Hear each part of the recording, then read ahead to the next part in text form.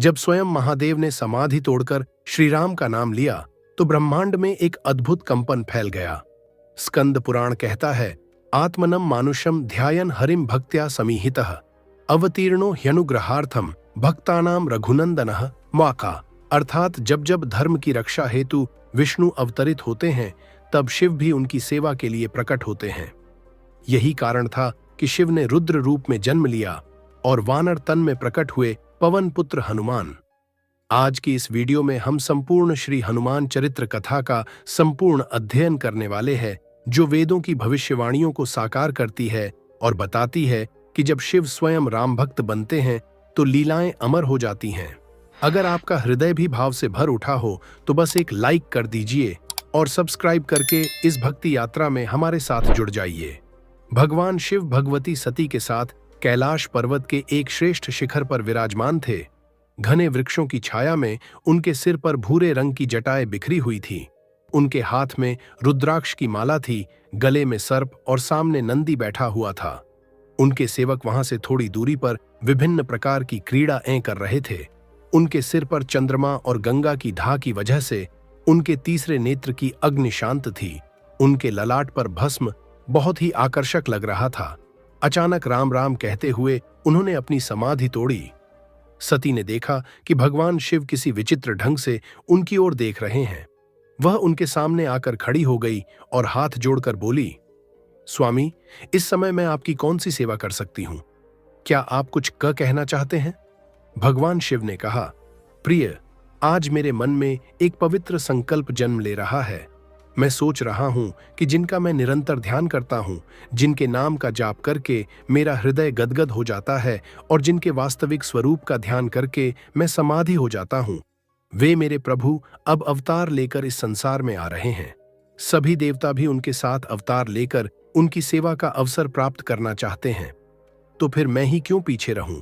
मैं भी वहीं जाऊं और उनकी सेवा करके अपनी प्राचीन अभिलाषा पूरी करूं और अपने जीवन को सार्थक बनाऊं। भगवान शिव की बातें सुनकर सती तुरंत यह नहीं समझ पाई कि इस समय क्या उचित है और क्या अनुचित। उनके मन में दो प्रकार के विचार चल रहे थे। एक तो यह कि उनके पति की इच्छा अवश्य पूरी होनी चाहिए और दूसरा यह कि उनसे वियोग न हो।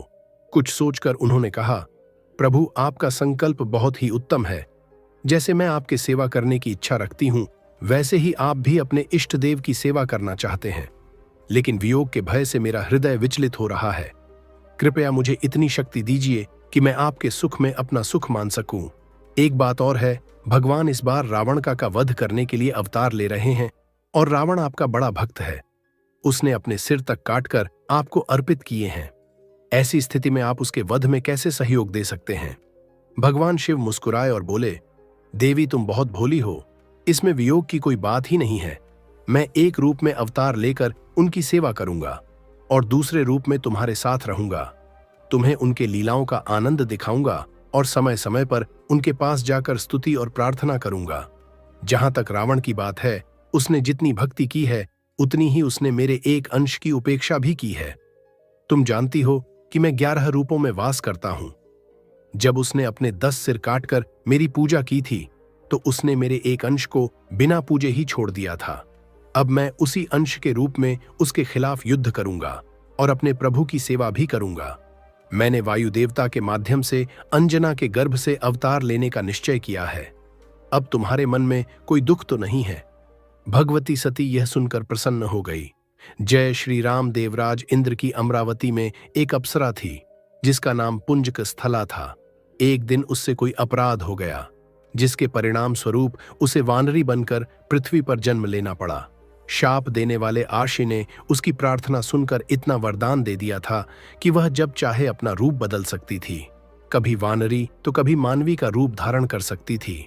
वानर राज केसरी ने उसे अपनी पत्नी के रूप में स्वीकार किया। वह बेहद सुंदर थी और केसरी उससे अत्यंत प्रेम करते थे। एक दिन दोनों ने मानव रूप धारण किया और अपने राज्य के सुपे पर्वत के शिखरों पर घूमने निकले। मंद मंद पवन चल रही थी। हवा के एक हल्के झोंके से अंजना की साड़ी का पल्लू उड़ गया। अंजना को ऐसा महसूस हुआ कि कोई उसे छू रहा है। वह अपने वस्त्र संभालते हुए एक ओर खड़ी हो गई। उसने गुस्से में कहा, यह कौन ऐसा ढीठ है जो मेरा पतिव्रत भंग करना चाहता है? मेरे इष्ट देव मेरे सामने हैं और कोई मेरा व्रत नष्ट करने का प्रयास कर रहा है। मैं अभी शाप देकर उसे नष्ट कर दूंगी। उसे ऐसा प्रतीत हुआ कि वायुदेव कह रहे हैं, देवी, मैंने तुम्हारा व्रत नष्ट नहीं किया है। तुम्हें ऐसा पुत्र प्राप्त होगा जो शक्ति में मुझ जैसा होगा। उसके बल और बुद्धि की कोई बराबरी नहीं कर सकेगा और मैं स्वयं उसकी रक्षा करूंगा। इसके बाद अंजना और केसरी अपने निवास स्थान पर लौट आए। भगवान शंकर ने अपने अंश से अंजना के कानों के माध्यम से उसके गर्भ में प्रवेश किया। चैत्र शुक्ला मंगलवार के दिन अंजना के गर्भ से भगवान शंकर ने वानर रूप में अवतार लिया और हनुमान जी का जन्म हुआ। अंजना और केसरी की खुशी का ठिकाना न रहा। शुक्ल पक्ष के चंद्रमा की तरह वह बालक दिन प्रतिदिन बढ़ने लगा और उनका पालन पोषण बड़े प्रेम से किया जाने लगा। जब भी अंजना कहीं जाती तो वह बालक को अपने हृदय से लगाए रखती। केसरी भी बालक को अपनी पीठ पर बिठाकर छलांग लगाते और उसे आनंदित देखकर खुद भी प्रसन्न हो जाते। एक दिन अंजना फल फूल लाने के लिए घर से बाहर गई। केसरी पहले से ही बाहर गए हुए थे। बालक घर में अकेला था और उसे भूख लगी हुई थी। उसने इधर उधर देखा पर कोई चीज खाने को नहीं मिली। अंत में उसकी नजर सूर्य पर पड़ी। प्रातःकाल का समय था।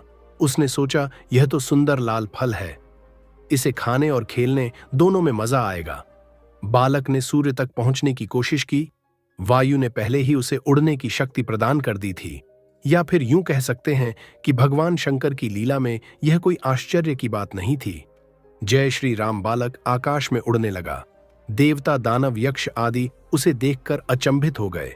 वायुदेव के मन में भी शंका उत्पन्न हुई। उन्होंने सोचा, मेरा यह छोटा बालक सूर्य की ओर दौड़ रहा है। मध्याह्न काल के तेज सूर्य की प्रखर किरणों से कहीं यह जल न जाए। उन्होंने हिमालय और मलयाद के पीछे पीछे चलने लगे। सूर्यदेव ने भी यह देखा। उनकी दिव्य दृष्टि में बालक की महानता छिपी नहीं रही। उनके मन में कई विचार आए।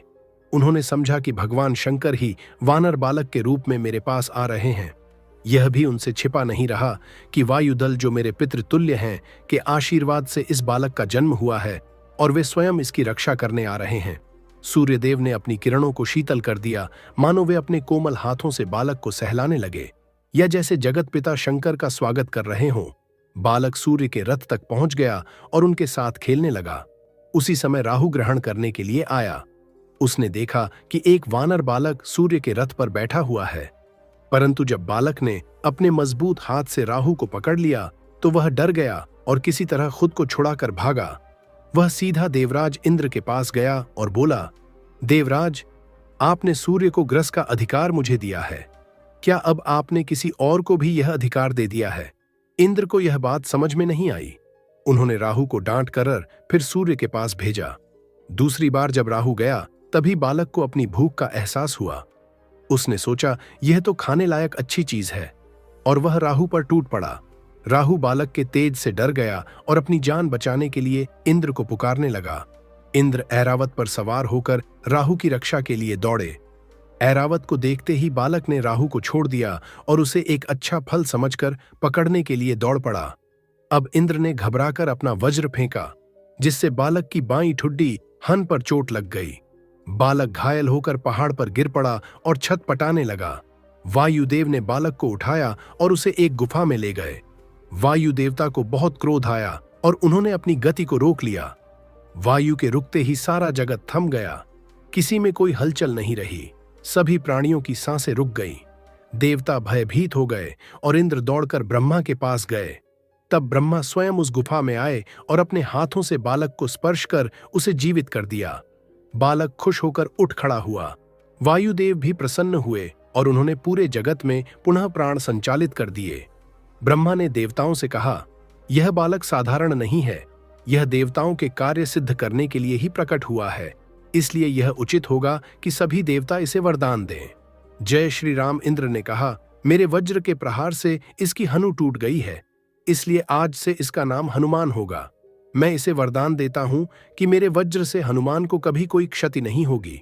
सूर्य ने कहा, मैं इसे अपने तेज का शतांश प्रदान करता हूं, मेरी शक्ति से यह अपना रूप बदल सकेगा, और जब इसे शास्त्रों का अध्ययन करना होगा तब मैं इसे संपूर्ण शास्त्रों का ज्ञान दूंगा। यह बड़ा कुशल वक्ता बनेगा। वरुण ने अपने पाश और जल से निर्भय होने का वरदान दिया। कुबेर सहित अन्य देवताओं ने भी अपनी ओर से हनुमान को निडर होने का वरदान दिया। विश्वकर्मा ने अपने बनाए हुए दिव्यास्त्र से अवध होने का वर दिया और ब्रह्मा ने ब्रह्म ज्ञान के साथ साथ उसे चिरायु बना दिया और उसे ब्रह्मास्त्र तथा ब्रह्म शब्द से मुक्त कर दिया। जब देवता जाने लगे तब ब्रह्मा ने वायुदेव से कहा, तुम्हारा पुत्र महान वीर होगा, इच्छानुसार रूप धारण कर सकेगा और इसकी गति मन के समान तीव्र होगी। इसकी शक्ति अमर रहेगी और राम रावण युद्ध में यह राम का प्रमुख सहायक बनेगा और उनका प्रिय होगा। इस प्रकार हनुमान को वरदान देकर सभी देवता अपने अपने धाम लौट गए। अंजना और केसरी को जब यह सब सुनने को मिला तो उनकी प्रसन्नता का वर्णन शब्दों में नहीं किया जा सकता। बाल्यकाल में हनुमान जी अत्यंत नटखट थे। एक तो वानर, दूसरे छोटे बच्चे और तीसरे देवताओं से प्राप्त इतनी शक्ति। वे रुद्र का अंश थे। आर्षियों के आसन उठाकर पेड़ों पर टांग देते, उनके कमंडलू का पानी गिरा देते और उनकी लंगोटी तक फाड़ देते। कभी कभी किसी की गोद में बैठकर खेलते और अचानक उनकी दाढ़ी खींचकर भाग जाते। कोई भी उन्हें रोक नहीं सकता था। सब उनके सामने असहाय थे। समय बीतने के साथ जब हनुमान के विद्या अध्ययन का समय आया तब भी उनकी चंचलता वैसी ही बनी रही। अंजना और केसरी इससे बहुत चिंतित उन्होंने हर संभव उपाय किया, परंतु हनुमान किसी भी तरह सही मार्ग पर नहीं आए। तब उन्होंने आर्षियों से प्रार्थना की कि कृपया आप लोग कुछ करें ताकि यह बालक सुधर सके। आर्षियों ने विचार किया और तय किया कि इसे अपने बल का बहुत अहंकार है। अगर यह अपना बल भूल जाए तो सुधार संभव है। उन्होंने हनुमान को शाप दे दिया कि तुम अपना बल भूल जाओगे और जब कोई तुम्हें तुम्हारे बल की याद दिलाएगा तभी तुम अपने बल को पुस्मरण करोगे। हनुमान अपना बल भूल गए। अब जब उनका विद्याधन का समय आया, वानर राज केसरी ने उचित संस्कारों के बाद उन्हें वेदों के अध्ययन के लिए सूर्यदेव के पास भेज दिया। वहां हनुमान ने सभी वेद वेदांग का अध्ययन किया। उन्हें पढ़ाई में कोई कठिनाई नहीं हुई क्योंकि वे स्वयं भगवान शिव के अवतार थे। फिर भी परंपरा की रक्षा के लिए उन्होंने सभी विद्याओं का अध्ययन किया। कुछ ही समय में वे माता पिता के पास लौट आए। अपने पुत्र को सर्व विद्या में पारंगत देखकर माता पिता अत्यंत प्रसन्न हुए और यह सब सूर्यदेव की कृपा से संभव हुआ। जय श्री राम भगवान राम का अवतार हो चुका था। भगवान शंकर उनकी बाल लीलाओं को देखने के लिए अक्सर अयोध्या आते और वहीं रहते। कभी वे ज्योतिषी बनकर भगवान राम का हाथ देखते तो कभी भिक्षुक बनकर आशीर्वाद देते। जब भगवान राम महल से बाहर खेलने के लिए आने लगे तब एक दिन एक मदारी आया। उसके साथ एक सुंदर नाचने वाला बंदर था। मदारी डमरू बजाता हुआ महल के द्वार पर पहुंचा। कई लड़के इकट्ठे हो गए और भगवान राम भी अपने भाइयों के साथ वहां पहुंचे। यह बंदर कोई साधारण बंदर नहीं था।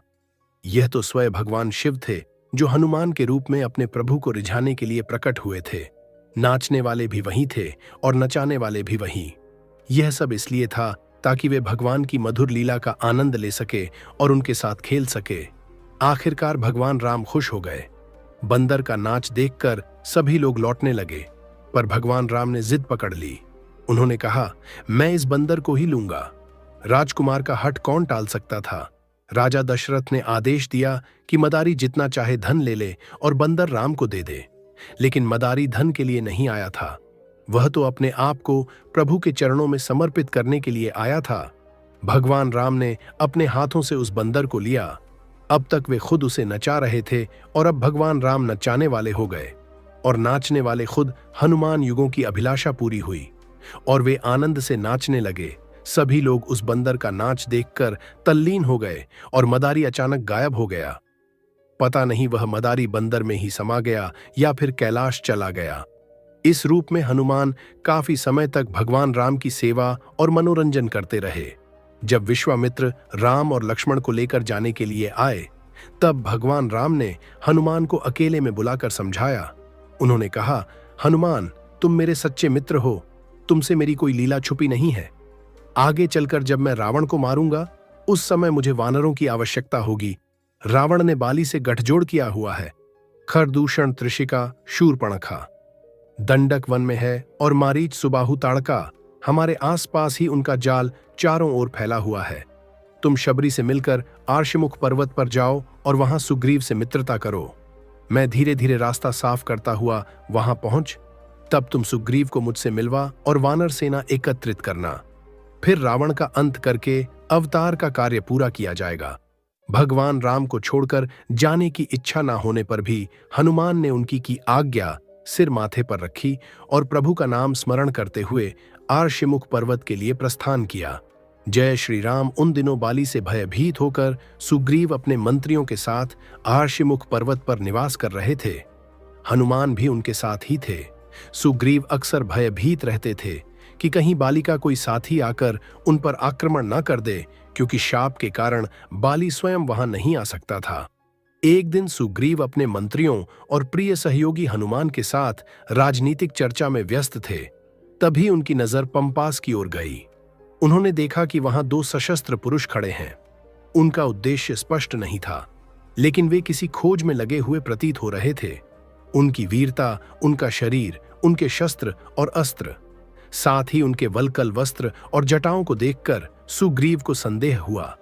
उन्होंने हनुमान से कहा, भाई पता लगाओ कि यह दोनों वीर पुरुष कौन हैं। यदि वे शत्रु हैं तो हमें यहां से भागना चाहिए, और यदि वे तटस्थ हैं और उन्हें सहायता की आवश्यकता है तो उनसे मित्रता की जा सकती है, ताकि एक दूसरे के उद्देश्यों की पूर्ति में सहायक बने। तुम ब्रह्मचारी का वेश धरकर उनका पता लगाओ, फिर जो भी हो मुझे इशारे से सूचित कर देना। सुग्रीव के कहने पर हनुमान ने ब्राह्मण का रूप धारण किया और उन दोनों के पास गए।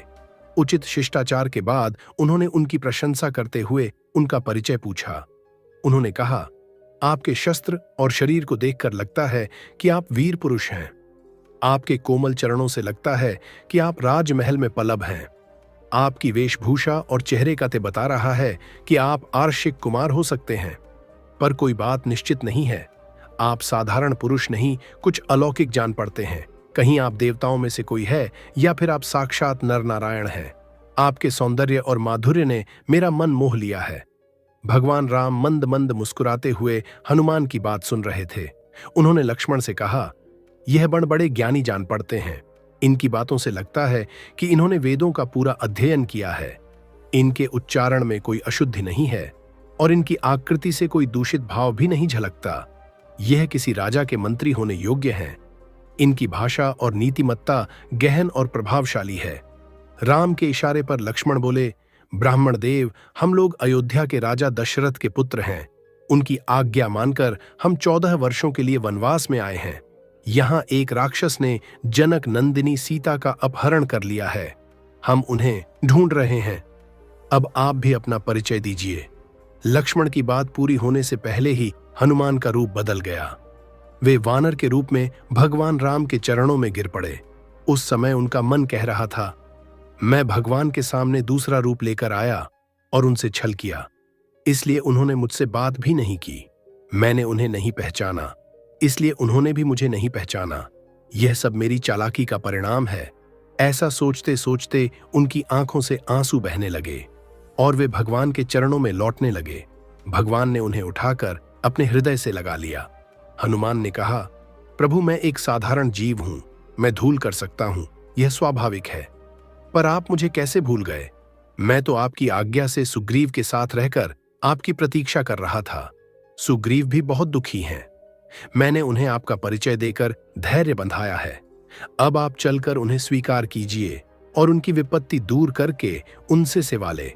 फिर हनुमान ने आनंदित होकर दोनों भाइयों को अपने कंधों पर बिठाया और उन्हें सुग्रीव के पास ले गए। राम और सुग्रीव की मित्रता हुई। उन्होंने अग्नि को साक्षी मानकर मित्रता का संबंध स्थापित किया। बाली मारा गया और सुग्रीव वानरों के राजा बने। वर्षा ऋतु के दौरान भगवान राम और लक्ष्मण प्रवणगिरि पर्वत पर निवास करते रहे। सुग्रीव विलासिता में खो गए और राम का कार्य भूल गए, लेकिन हनुमान नहीं भूले। उन्होंने कई बार सुग्रीव को समझाने की कोशिश की, पर सुग्रीव ने उनकी बात नहीं सुनी। जब लक्ष्मण ने देखा कि सुग्रीव ने राम के कार्य की उपेक्षा की तो वे क्रोधित हो गए। तभी हनुमान द्वारा बुलाए गए वानर भालू की अपार सेना आ पहुंची, जिसे देखकर लक्ष्मण का क्रोध शांत हुआ। सुग्रीव ने भगवान राम से अपने प्रमाद के लिए क्षमा मांगी और फिर देश देशांतर का वर्णन करके वानर सेना को सीता की खोज में भेजा।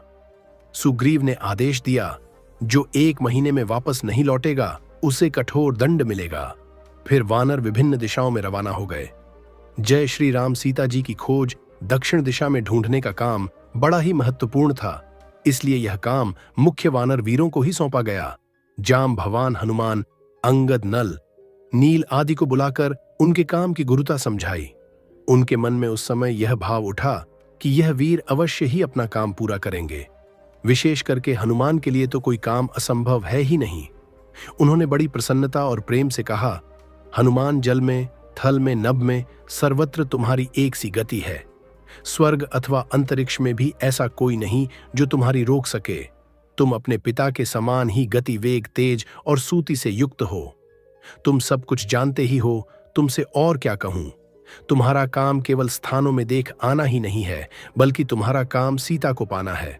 मेरा तुम पर पूर्ण विश्वास है कि तुम सीता माता का पता लगाकर ही लौटो। सुग्रीव की बात सुनकर भगवान राम ने हनुमान को बुलाया। भगवान तो से ही जानते थे, परंतु सुग्रीव की बातों से उन्हें और भी स्मृति हो आई। उन्होंने हनुमान से कहा, हनुमान, तुम मेरा कार्य अवश्य पूर्ण करोगे। यह मेरी अंगूठी ले जाओ। इसे देखकर सीता विश्वास कर लेंगी कि तुम राम के दूत हो।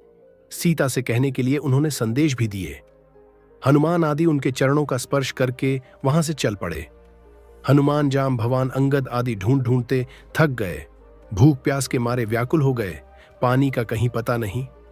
कई दिन से फलों के दर्शन भू नहीं मिले। सारी जिम्मेदारी हनुमान पर आई। उस भीषण पर्वत के एक श्रेणी पर चढ़कर उन्होंने देखा तो पास ही कुछ हरियाली दिख पड़ी। कुछ सुंदर सुंदर पक्षी अपने पंखों से पानी छिड़क हुए आते दिख पड़े। अनुमान हुआ कि यहां कोई सुंदर बगीचा और जलाशय होगा। सबको लेकर वे उधर हो गए। वहां जाने पर मालूम हुआ कि एक गुफा में से ही यह सब निकल रहे हैं। एक दूसरे का हाथ पकड़कर भगवान राम का स्मरण करते हुए वे गुफा में घुस पड़े। बड़ी ही सुंदर गुफा थी। वहां के झरने में अमृतम जल था। सोने के वृक्ष थे और उनमें बड़े ही स्वादिष्ट फल लगे हुए थे। वहां की तपस्विनी से अनुमति लेकर सबने खाया पिया। स्वस्थ हुए उस तपस्विनी के पूछने पर हनुमान ने सारा वृतांत कह सुनाया और इच्छा प्रकट की कि जहां तक हो सके शीघ्र ही हम लोग यहां से निकल जाएं। तो अच्छा है। उस तपस्विनी ने कहा, भैया, यहां आने पर कोई जीवित नहीं लौटता। यह निविन्न तपस्या करने का स्थान है। यदि लोग यहां से लौटने लगे तो यहां की तपस्या में विघ्न पड़े। परंतु तुमने मुझे भगवान राम की कथा सुनाई है, इसलिए तुम लोगों को तपस्या के बल से मैं यहां से निकाल ले चलती हूं। मुझे भी भगवान राम के दर्शन के लिए प्रवणगिरी पर जाना है। अच्छा, अब तुम लोग अपनी आंखें बंद कर लो। वानर भालू ने अपने अपने हाथों से अपनी आंखें बंद कर ली। क्षण भर में ही उन्होंने देखा कि सब समुद्र के किनारे एक ऊंचे पर्वत पर खड़े हैं। हनुमान से अनुमति लेकर वह तपस्विनी भगवान राम के दर्शन के लिए चली गई। अंगद ने कहा, भाई, अब 1 महीना बीत गया। न तो हम लोग जानकी का पता लगा सके और न जहां जहां जाना चाहिए था वहां वहां जा ही सके। अब वहां जाने पर सुग्रीव मुझे अवश्य मार डालेंगे, इसलिए मैं अब यहां रहकर तपस्या करूंगा। तुम लोग जाओ। हनुमान ने कहा, युवराज, आप अमय हो, क्यों हिम्मत हार रहे हैं? सुग्रीव आपसे बड़ा प्रेम करते हैं। आप अपने जीजन से भगवान राम का कार्य सिद्ध होने के लिए चेष्टा करते रहे हैं। गुफा में जाने के कारण हम लोगों को देर हो गई है। वे अवश्य क्षमा कर देंगे और आपको राजा बनाएंगे। आप घबराइए मत। भगवान राम बड़े दयालु हैं। वे सर्वथा आपकी रक्षा करेंगे। चलिए, हम लोग अपनी शक्ति भर उनकी आज्ञा का पालन करें। यदि आप सुख से द्वेष करते हैं, उनके राजा होने से आपको दुख हुआ है और यहां रहकर बचना चाहते हैं, तो यह कदापि संभव नहीं है। आप राम के काम से जी चुराकर चाहे जहां भी छिपे लक्ष्मण के बाणों से नहीं बच सकते। उनका काम ना करने पर जब बच ही नहीं सकते तो उनके पास चलना ही अच्छा है। जैसा वे करेंगे वैसा होगा। हनुमान की बात सुनकर अंगद ने जीवित रहने का संकल्प तो छोड़ दिया, परंतु उन्होंने सुग्रीव के पास जाने की अपेक्षा वहीं अनशन करके प्राण त्याग करना अच्छा समझा। उनके साथ सभी अनशन करने लगे। राम चर्चा होने लगी। उसी समय संपाति के दर्शन हुए। उससे सीता का पता मालूम हुआ। सब वानर भालू समुद्र के तट पर इकट्ठे हुए, कौन पार जा सकता है? इस विषय पर विचार होने लगा। अंगद के अत्यंत ओजस्वी भाषण देने पर सबने अपनी शक्ति पृथक पृथक बताई और समुद्र पार जाने में असमर्थता प्रकट की। अंगद ने भी कहा, मैं किसी प्रकार पार तो जा सकता हूं, परंतु लौट सकूंगा या नहीं, इसमें कुछ संदेह है। जाम भवान ने उन्हें युवराज कहकर सम्मानित किया और उनके जाने का विरोध किया। उन्होंने स्वयं भी अपनी वृद्ध के कारण जाने में लाचारी प्रकट की। अब तक हनुमान चुप थे। वे एक कोने में बैठे बैठे सबकी बातें सुन रहे थे अंगद निराश हो गए थे। सीता का समाचार मिलने पर बानर में जो प्रसन्नता आ गई थी उसका अब कहीं पता नहीं था। जामवान ने अंगद को संबोधित करके कहा, युवराज, निराश होने का कोई कारण नहीं है। समुद्र पार जाने के लिए केवल बल की ही आवश्यकता नहीं है, विशाल बुद्धि की भी आवश्यकता है। इस काम के लिए भगवान शंकर ने स्वयं अवतार धारण किया है। राक्षसों का सहार अवश्यम भावी है। उन्होंने हनुमान की ओर देखकर कहा, हनुमान, तुम चुपचाप कैसे बैठे हो? तुम्हारा जन्म ही राम के काम के लिए हुआ है। वायुनंदन, तुम अपने पिता के समान क्षण भर में ही समुद्र पार हो सकते हो। तुम्हारी बुद्धि अप्रतिम है। तुम विवेक और ज्ञान के निदान हो। तुम अपने अंदर इतना बल लेकर चुपचाप कैसे बैठे हो? जाम भवान ने हनुमान के जन्म, देवताओं के वरदान और आर्षियों के शाप की कथा कही तथा स्मरण कराया कि तुम जो चाहो कर सकते हो। जय श्री राम। हनुमान जी हमेशा भगवान के स्मरण में लीन रहते थे। उन्हें अपने बल या शक्ति का एहसास नहीं था। जैसे ही जाम भवान ने उन्हें संबोधित किया, उन्हें महसूस हुआ कि उनमें अपार शक्ति है। उन्हें भगवान की अनंत कृपा प्राप्त है और भगवान की सभी शक्तियां भी उनके साथ हैं। उनका शरीर इतना विशाल हो गया जैसे सुमेरु पर्वत गर्जना करते हुए हनुमान बोले, इस समुद्र की क्या बात है? भगवान की कृपा से मैं सैकड़ों समुद्रों को लांघ सकता हूं। अगर मुझे लंका में सीता नहीं मिली तो स्वर्ग से लेकर ब्रह्मलोक तक खोज डालूंगा। लंका और त्रिकूट पर्वत को भी उखाड़ लाऊंगा। रावण का वध कर दूंगा। कोई भी शक्ति मुझे भगवान का कार्य करने से रोक नहीं सकती। हनुमान की गर्जना सुनकर समस्त वानर सेना में उल्लास फैल गया। जाम भवान बोले, हनुमान, तुम सब कुछ कर सकते हो, लेकिन अभी सिर्फ सीता का पता लगाना जरूरी है। भगवान राम के साथ हम सब लंका जाएंगे और भगवान के बाणों से राक्षसों का नाश होगा। हम सभी उस समय आनंद मनाएंगे। जाम भवान की बात सुनते ही हनुमान ऊंचे पर्वत श्रृंग पर चढ़ गए। उनके कदमों से बड़े बड़े पर्वत के टुकड़े गिरने लगे और उनकी पूंछ की चोट से पेड़ आकाश में उड़ने लगे। फूल उनके ऊपर इस तरह गिरने लगे जैसे उनकी पूजा हो रही हो। देवताओं ने जय जयकार की, आर्षियों ने शांति पाठ किया और वायु देवता ने भी सहयोग दिया। फिर हनुमान ने भगवान का स्मरण कर वानरों को आश्वासन दिया, मेरे मन में अपार उत्साह और आनंद है।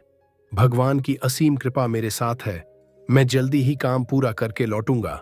तुम लोग चिंता मत करो। यह कहकर उन्होंने भगवान का नाम लिया और चल पड़े। उनके वेग से कई पेड़ उनके साथ उड़ने लगे और बादल उनके स्पर्श से बिखर कर शीतल जल की बूंदें गिराने लगे। हनुमान बिना किसी देखे आकाश मार्ग से तेजी से बढ़ते रहे।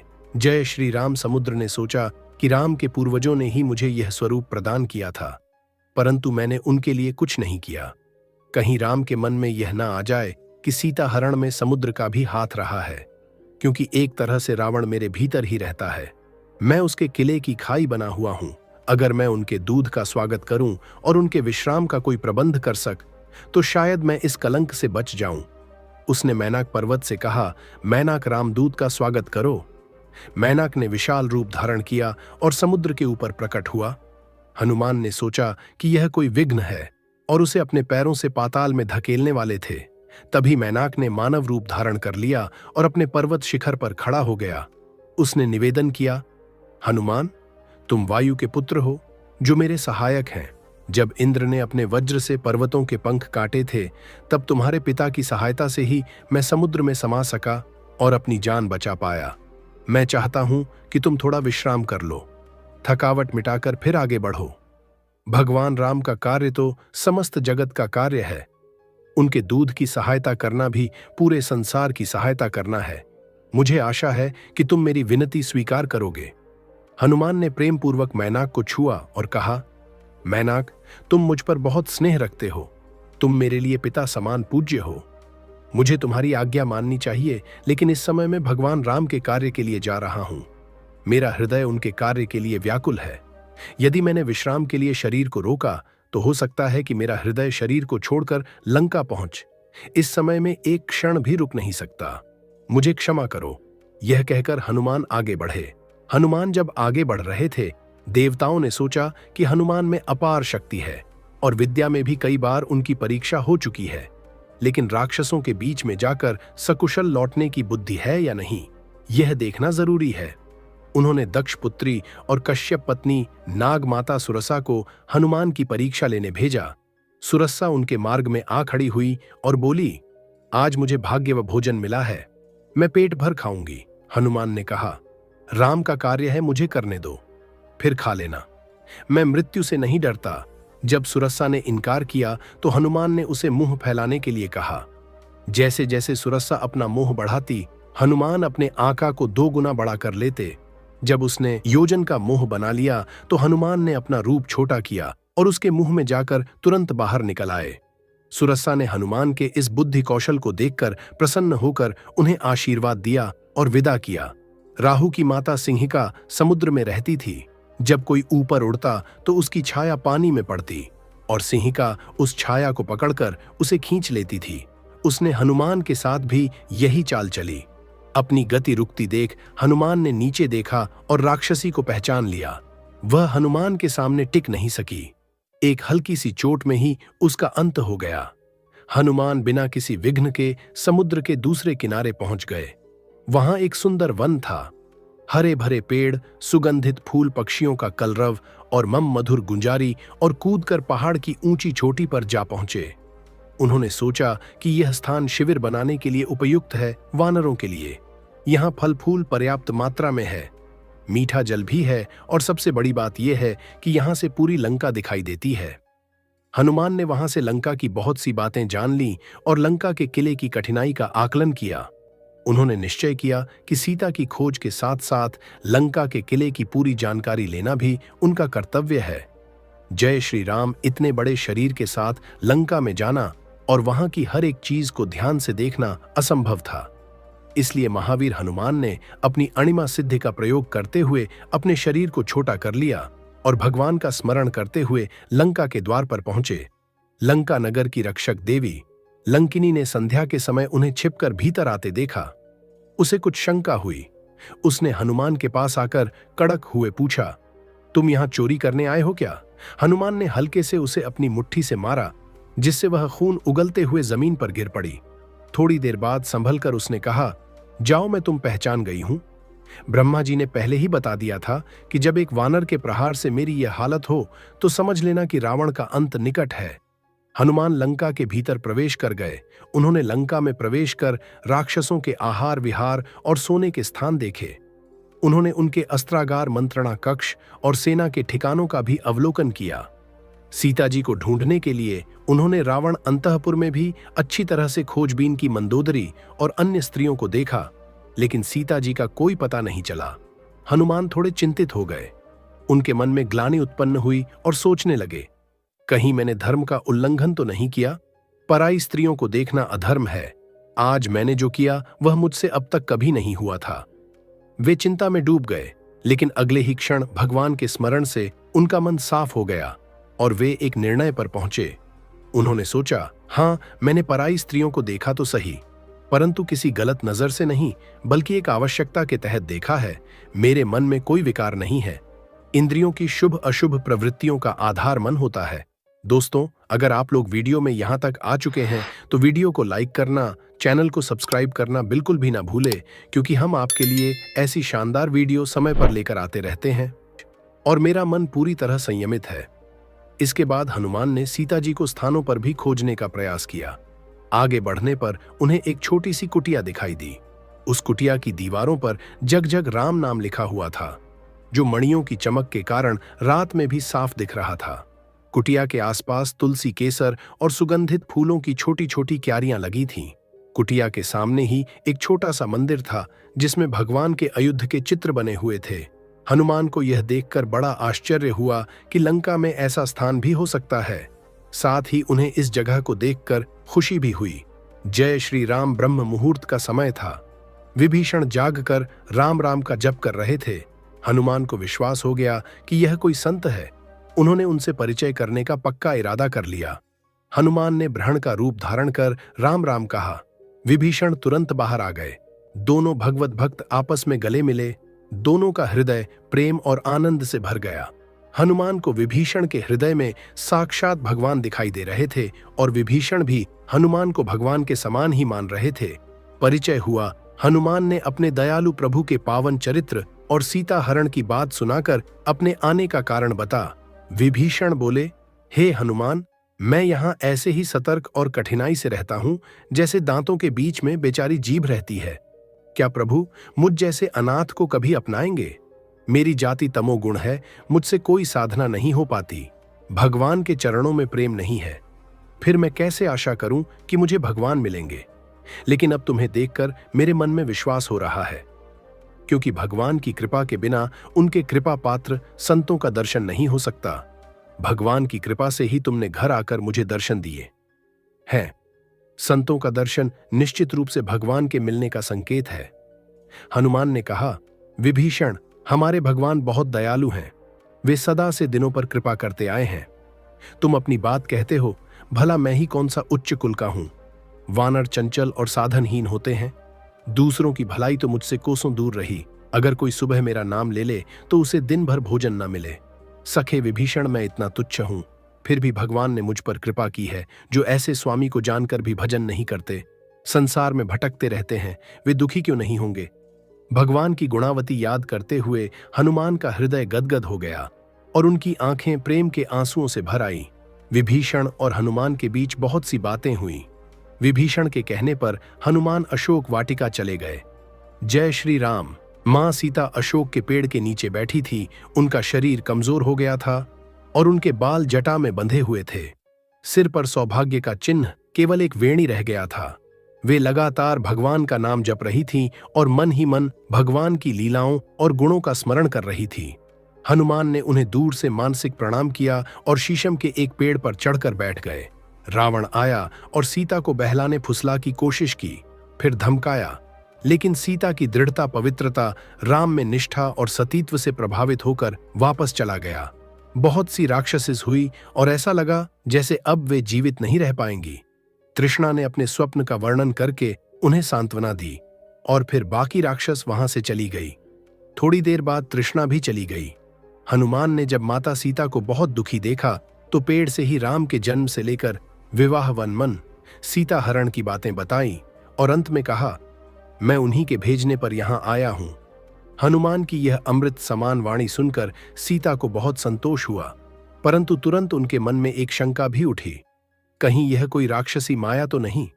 हनुमान ने यह भाव भांप लिया और कहा, माता, मैं करुणा निदान राम के चरणों की शपथ लेकर कहता हूं कि मैं उनका सेवक हूं। उन्होंने मुझे एक गुप्त बात बताई थी। जब आप वन में थी और जयंत ने कौवे का रूप धारण कर आप पर आक्रमण किया था, तब राम ने उस पर बाण चलाया था और उसे त्रिलोकी में कहीं शरण नहीं मिली। यह आपकी अंगूठी है जिसे भगवान ने आपके विश्वास के लिए मुझे दी है। आप मुझ पर विश्वास करें, मैं आपके चरण की शपथ खाता हूं। हनुमान का निश्चल हृदय और सच्चा प्रमाण देखकर सीता को विश्वास हो गया। उन्होंने हनुमान को नीचे बुलाया और अंगूठी लेकर वे आनंद से भर गई।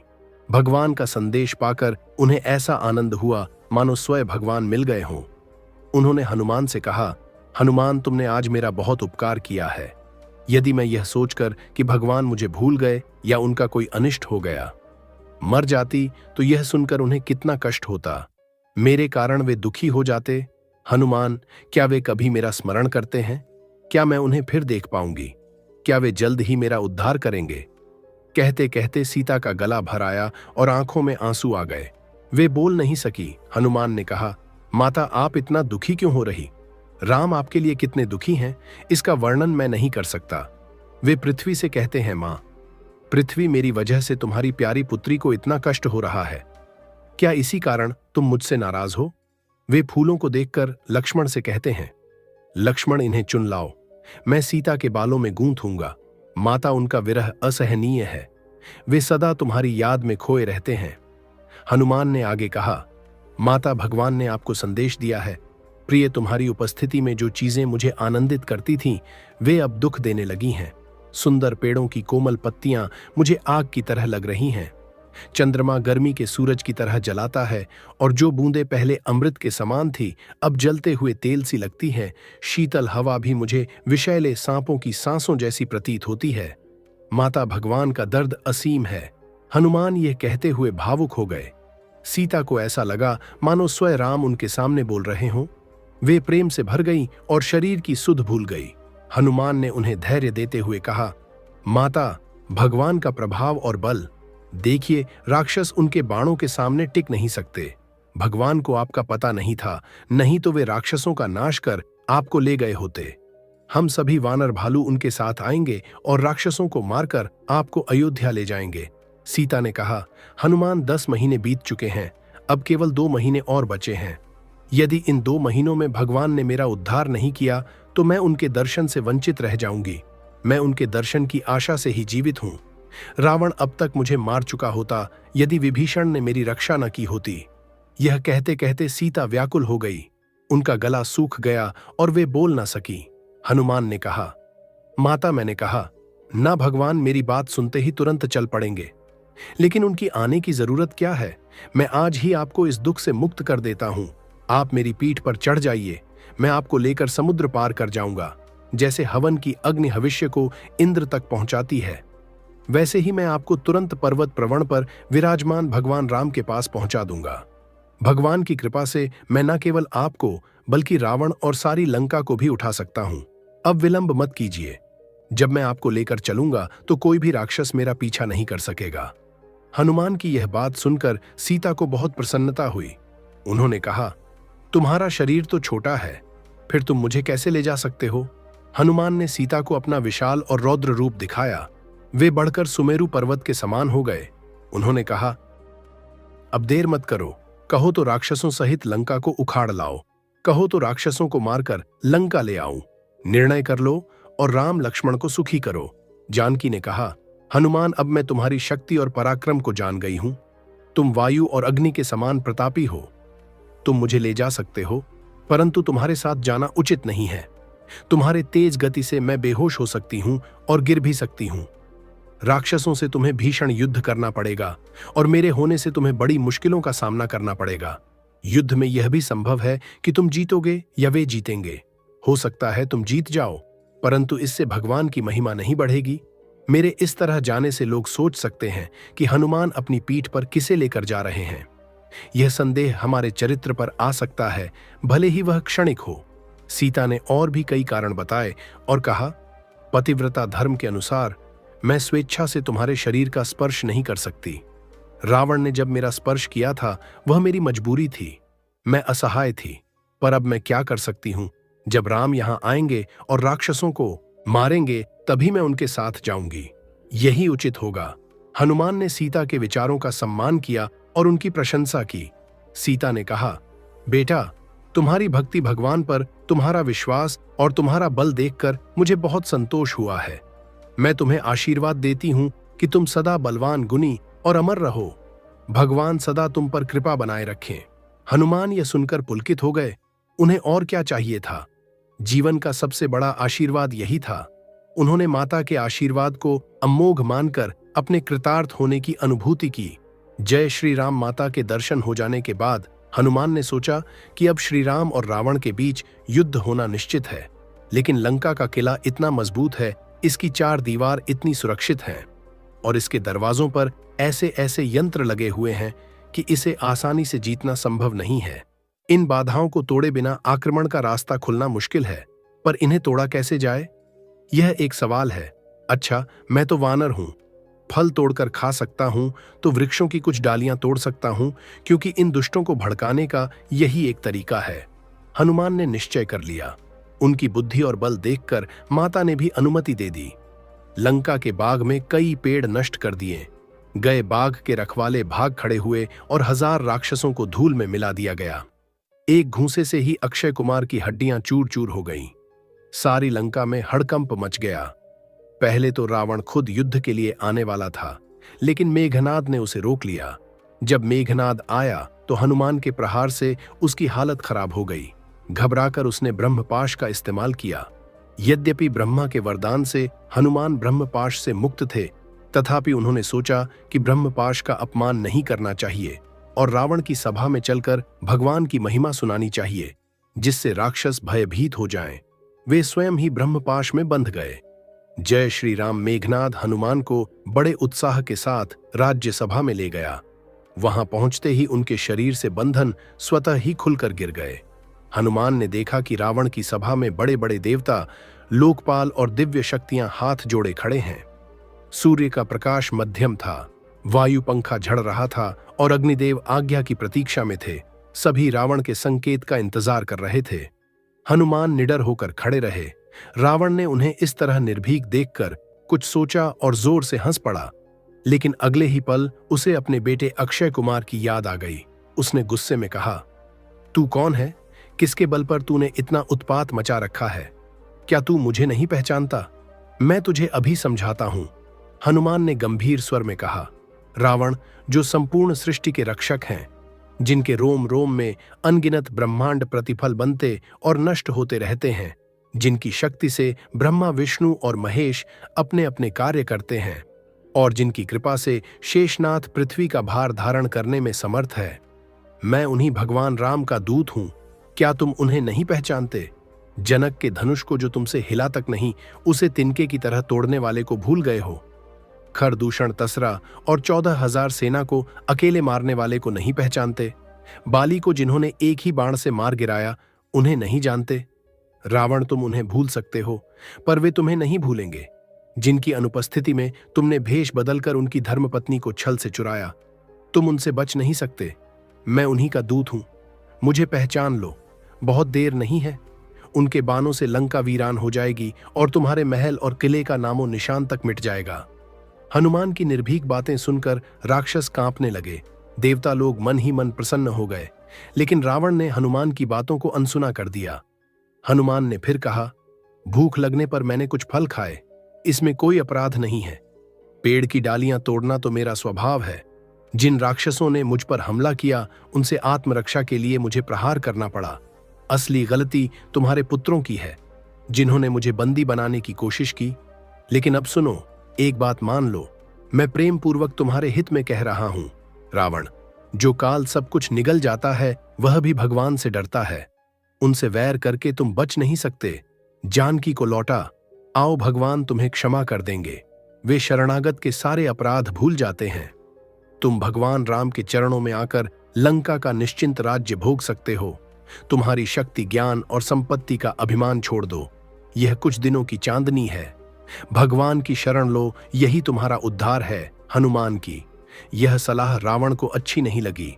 उसने क्रोधित होकर राक्षसों को आदेश दिया कि हनुमान को मार डाले। विभीषण ने इसका विरोध किया, यह कहते हुए कि दूध को मारना अनुचित है। यह तय हुआ कि हनुमान की पूंछ जलाने की सजा दी जाएगी। राक्षसों ने कपड़े लपेटकर हनुमान की पूंछ में तेल डालकर आग लगा दी। राक्षस उन्हें पकड़कर पूरे नगर में घुमाने लगे। लोग ताली बजाकर हंसने लगे। हनुमान ने इसे लंका ध्वंस का सही अवसर समझा। उन्होंने अपनी पूंछ से एक झटका दिया और राक्षस अपनी जान बचाकर भागने लगे। हनुमान ने उछलकर एक महल से दूसरे महल तक छलांग लगाई और सभी को जलाने लगे। वायु ने उनकी सहायता की और अग्नि ने भी साथ दिया। लंका जलने लगी। कहते हैं कि लंका की एक कालकोठरी में शनिदेव कैद थे। हनुमान का पैर गलती से उस दीवार पर लगा और दीवार टूट गई। शनिदेव को मुक्त करते हुए उन्होंने हनुमान को आशीर्वाद दिया और कहा कि लंका का विनाश निकट है। पूरी लंका जलकर राख हो गई, सिवाय विभीषण के घर के। जब हनुमान ने देखा कि लंका पूरी तरह तबाह हो चुकी है, तब वे समुद्र में कूद पड़े और स्नान करके फिर से मां सीता के पास पहुंचे। मां सीता ने भगवान राम के लिए उन्हें चूड़ामण दिया और कहा कि जल्दी से जल्दी उन्हें अपना संदेश पहुंचाएं। हनुमान ने सीता का प्रणाम लिया और घोर गर्जना करते हुए अपनी यात्रा पर निकल पड़े। जाम भवान, अंगद और अन्य वानर बिना खाए पिए हनुमान की प्रतीक्षा कर रहे थे। हनुमान की गर्जना सुनते ही सबने कार्य सिद्ध होने का अनुमान लगा लिया और उन्हें गले लगाया। मधुबन उजाड़ हुए वानर सेना भगवान राम के पास पहुंची। हनुमान ने सीता की दुर्दशा, लंका के वैभव और रावण की शक्ति का वर्णन भगवान राम से किया। भगवान ने कहा, हनुमान, तुमसे अधिक उपकारी कोई नहीं है। मैं तुम्हारा आर्णी हूं। भगवान की यह बात सुनकर हनुमान प्रेम से भगवान के चरणों में गिर पड़े। भगवान राम ने उन्हें उठाकर गले लगाया और उनकी भक्ति की सराहना की। इस प्रकार भगवान शंकर की इच्छा पूरी हुई, जिसके लिए उन्होंने हनुमान का रूप धारण किया था। जय श्री राम। हनुमान के जीवन की यह खासियत है कि जो भी इनके संपर्क में आया उसे इन्होंने किसी न किसी प्रकार भगवान की सन्निधि में पहुंचा ही दिया। लंका में विभीषण उनसे मिले और उनके संग एवं संवाद से इतने प्रभावित हुए कि रावण की पूरी सभा में उन्होंने हनुमान का समर्थन किया और अंततः रावण को छोड़कर भगवान राम की शरण में आ गए। जब सुग्रीव के विरोध के बावजूद भगवान ने शरणागत की रक्षा का प्रण लिया तो हनुमान को जो आनंद मिला वह शब्दों में व्यक्त नहीं की जा सकता। अंगर के साथ हनुमान सबसे पहले विभीषण के पास पहुंचे और उन्हें भगवान के पास लेकर आए। उनका एक ही उद्देश्य है, भगवान की सेवा और शरण में आए लोगों की मदद करना। समुद्र पर सेतु बंधन के समय हनुमान ने कई पहाड़ वहां पहुंचाए। जब सेतु लगभग पूरा हो चुका था तो वे उत्तर दिशा से एक और पहाड़ लेकर आ रहे थे। चलते चलते उन्हें पता चला कि सेतु का काम पूरा हो चुका है। तब उन्होंने सोचा कि अब इस पहाड़ का क्या करेंगे और वहीं उसे रख दिया। पर वह पहाड़ साधारण नहीं था। उसकी आत्मा प्रकट होकर बोली, भक्तराज, आपके कर कमलों का स्पर्श पाकर भी मैं भगवान की सेवा से वंचित हो रहा हूं। मुझे यहां मत छोड़िए, मुझे वहां ले जाकर भगवान के चरणों में रख दीजिए। यदि पृथ्वी पर स्थान ना हो तो मुझे समुद्र में डुबा दीजिए। भगवान के काम आऊं तो ही मेरा जीवन सार्थक है, वरना इस जीवन का क्या उपयोग। हनुमान ने कहा, गिरिराज, तुम सचमुच गिरिराज हो। तुम्हारी यह अडिग निष्ठा देखकर मेरा मन कहता है कि तुम्हें साथ ले चलूं। लेकिन भगवान की ओर से घोषणा हो चुकी है कि अब कोई पहाड़ नहीं लाया जाएगा। मैं विवश हूं, लेकिन तुम्हारे लिए भगवान से प्रार्थना करूंगा। जो वे आज्ञा देंगे वही मैं तुमसे कहूंगा। हनुमान भगवान के पास गए और पर्वत की सच्ची भक्ति और प्रार्थना भगवान के सामने रखी ने कहा, वह पर्वत मेरा परम प्रिय है, तुमने उसका उद्धार किया है। उसे जाकर कह दो कि द्वापर युग में मैं कृष्ण रूप में अवतार लेकर उसे अपने काम में लाऊंगा और 7 दिनों तक अपनी उंगली पर उठाकर ब्रजवासियों की रक्षा करूंगा। हनुमान ने ब्रजभूमि जाकर गोवर्धन पर्वत को भगवान का संदेश सुनाया। हनुमान की कृपा से गोवर्धन पर्वत भगवान का परम कृपा पात्र बन गया और भगवान की नित्य लीला का सहभागी हो गया। जय श्री राम। सुबल पर्वत पर भगवान पर्णशया पर विश्राम कर रहे थे। उनका सिर सुग्रीव की गोद में था और अंगद उनके चरण दबा रहे थे। धनुष और तुनीर उनके बगल में रखे हुए थे। लक्ष्मण वरास्कू रहे थे। उसी समय भगवान ने चंद्रमा की ओर देखते हुए पूछा, भाई, अपनी अपनी समझ से बताओ, चंद्रमा में यह श्याम कैसी है। सुग्रीव, विभीषण, अंगद आदि ने अपने अपने विचार व्यक्त किए और अपने अपने अनुसार इसका कारण बताया। अंत में हनुमान बोले, प्रभु, चंद्रमा आपका सेवक है, उसका आपसे असीम प्रेम है। वह आपको अपने हृदय में धारण करता है और आप भी उसके हृदय में वास करते हैं। यही कारण है कि आपके श्याम सुंदर रूप की छवि उसके हृदय में झलक रही है। भगवान हंस पड़े और सबको बहुत प्रसन्नता हुई। हनुमान को तो सर्वत्र ही भगवान के दर्शन होते थे। उन्होंने चंद्रमा में भी भगवान के दर्शन किए, तो इसमें आश्चर्य की क्या बात है। जय श्री राम। राम और रावण का भयंकर युद्ध हुआ। हनुमान ने उस युद्ध में अनगिनत राक्षसों का वध किया। यह बात रामायण के प्रेमियों से छिपी नहीं है। उन्होंने समय समय पर युद्ध में राम, लक्ष्मण, विभीषण और जाम्बवान की सहायता की। मेघनाद से युद्ध के दौरान लक्ष्मण को एक भयंकर शक्ति लग गई, जिससे वे रणभूमि में मूर्छित हो गए। मेघनाद और उसके कई सैनिकों ने कोशिश की कि लक्ष्मण को उठा ले जाएं, पर वे काम रहे और लक्ष्मण को जमीन से हिला भी नहीं सके। हनुमान ने उन्हें बिना किसी कठिनाई के उठाया और राम के पास ले आए। लक्ष्मण की मूर्छा देखकर राम अत्यंत दुखी हो गए। जाम्बवान ने सलाह दी कि लंका में सुषेण नाम का एक वैद्य रहता है, अगर वह आ जाए तो लक्ष्मण को ठीक किया जा सकता है। हनुमान तुरंत लंका के लिए रवाना हो गए। उन्होंने सोचा कि शत्रु पक्ष का वैद्य है, शायद रात में आने से मना कर दे, इसलिए हनुमान ने उसके घर को ही उखाड़ लिया और उसे राम की सेना में ले आए। सुषेण ने लक्ष्मण का मुआयना किया और बताया कि अगर द्रोणाचल से औषधियां रात में आ जाएं, तो लक्ष्मण बच सकते हैं। हनुमान भगवान का स्मरण करके द्रोणाचल के लिए निकल पड़े। रावण को इसकी सूचना मिल गई थी और उसने कालने में नामक दानव के साथ षड्यंत्र रचा ताकि हनुमान समय पर न लौट सके। कालनेमी ने आर्षि का वेश धारण किया और हनुमान को रोकने की कोशिश की, लेकिन माया भगवान के सेवक हनुमान पर कैसे काम करती। हनुमान को उसकी चाल पता चल गई और उन्होंने उस बनावटी आर्षि को मार डाला। हनुमान द्रोणाचल पहुंच गए, लेकिन रात का समय था और वे औषधियों को पहचान नहीं सके। औषधियां शायद खुद को छिपा रही थीं। हनुमान को देर करना पसंद नहीं था, इसलिए उन्होंने पूरा पर्वत ही उठा लिया और लंका की ओर चल पड़े। रास्ते में अयोध्या पड़ी, जहां भरत ने दूर से हनुमान को देखा और सोचा कि कोई राक्षस आ रहा है। उन्होंने एक हल्का बाण छोड़ा जो हनुमान को लग गया। राम राम कहते हुए हनुमान मूर्छित होकर गिर पड़े। जब भरत ने हनुमान के मुंह से राम राम सुना तो वे उनके पास दौड़े और उन्हें होश में लाने की कोशिश की। अंततः उन्होंने प्रार्थना की, यदि मेरे हृदय में राम की सच्ची भक्ति है तो यह वानर अभी जाग जाएगा। हनुमान तुरंत उठ बैठे और सारी घटना भरत को बताई। भरत ने अपने किए पर पछताया और हनुमान को बाण पर बैठकर जाने का आग्रह किया, पर हनुमान ने विनम्रता से इनकार कर दिया और स्वयं द्रोणाचल को लेकर लंका पहुंच गए। उस समय राम अत्यंत चिंतित थे। हनुमान के आते ही राम ने उन्हें गले से लगा लिया।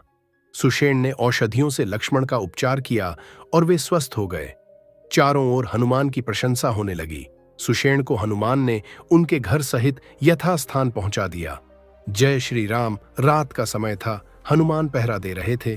तभी अहिरावण विभीषण का रूप धारण कर आया।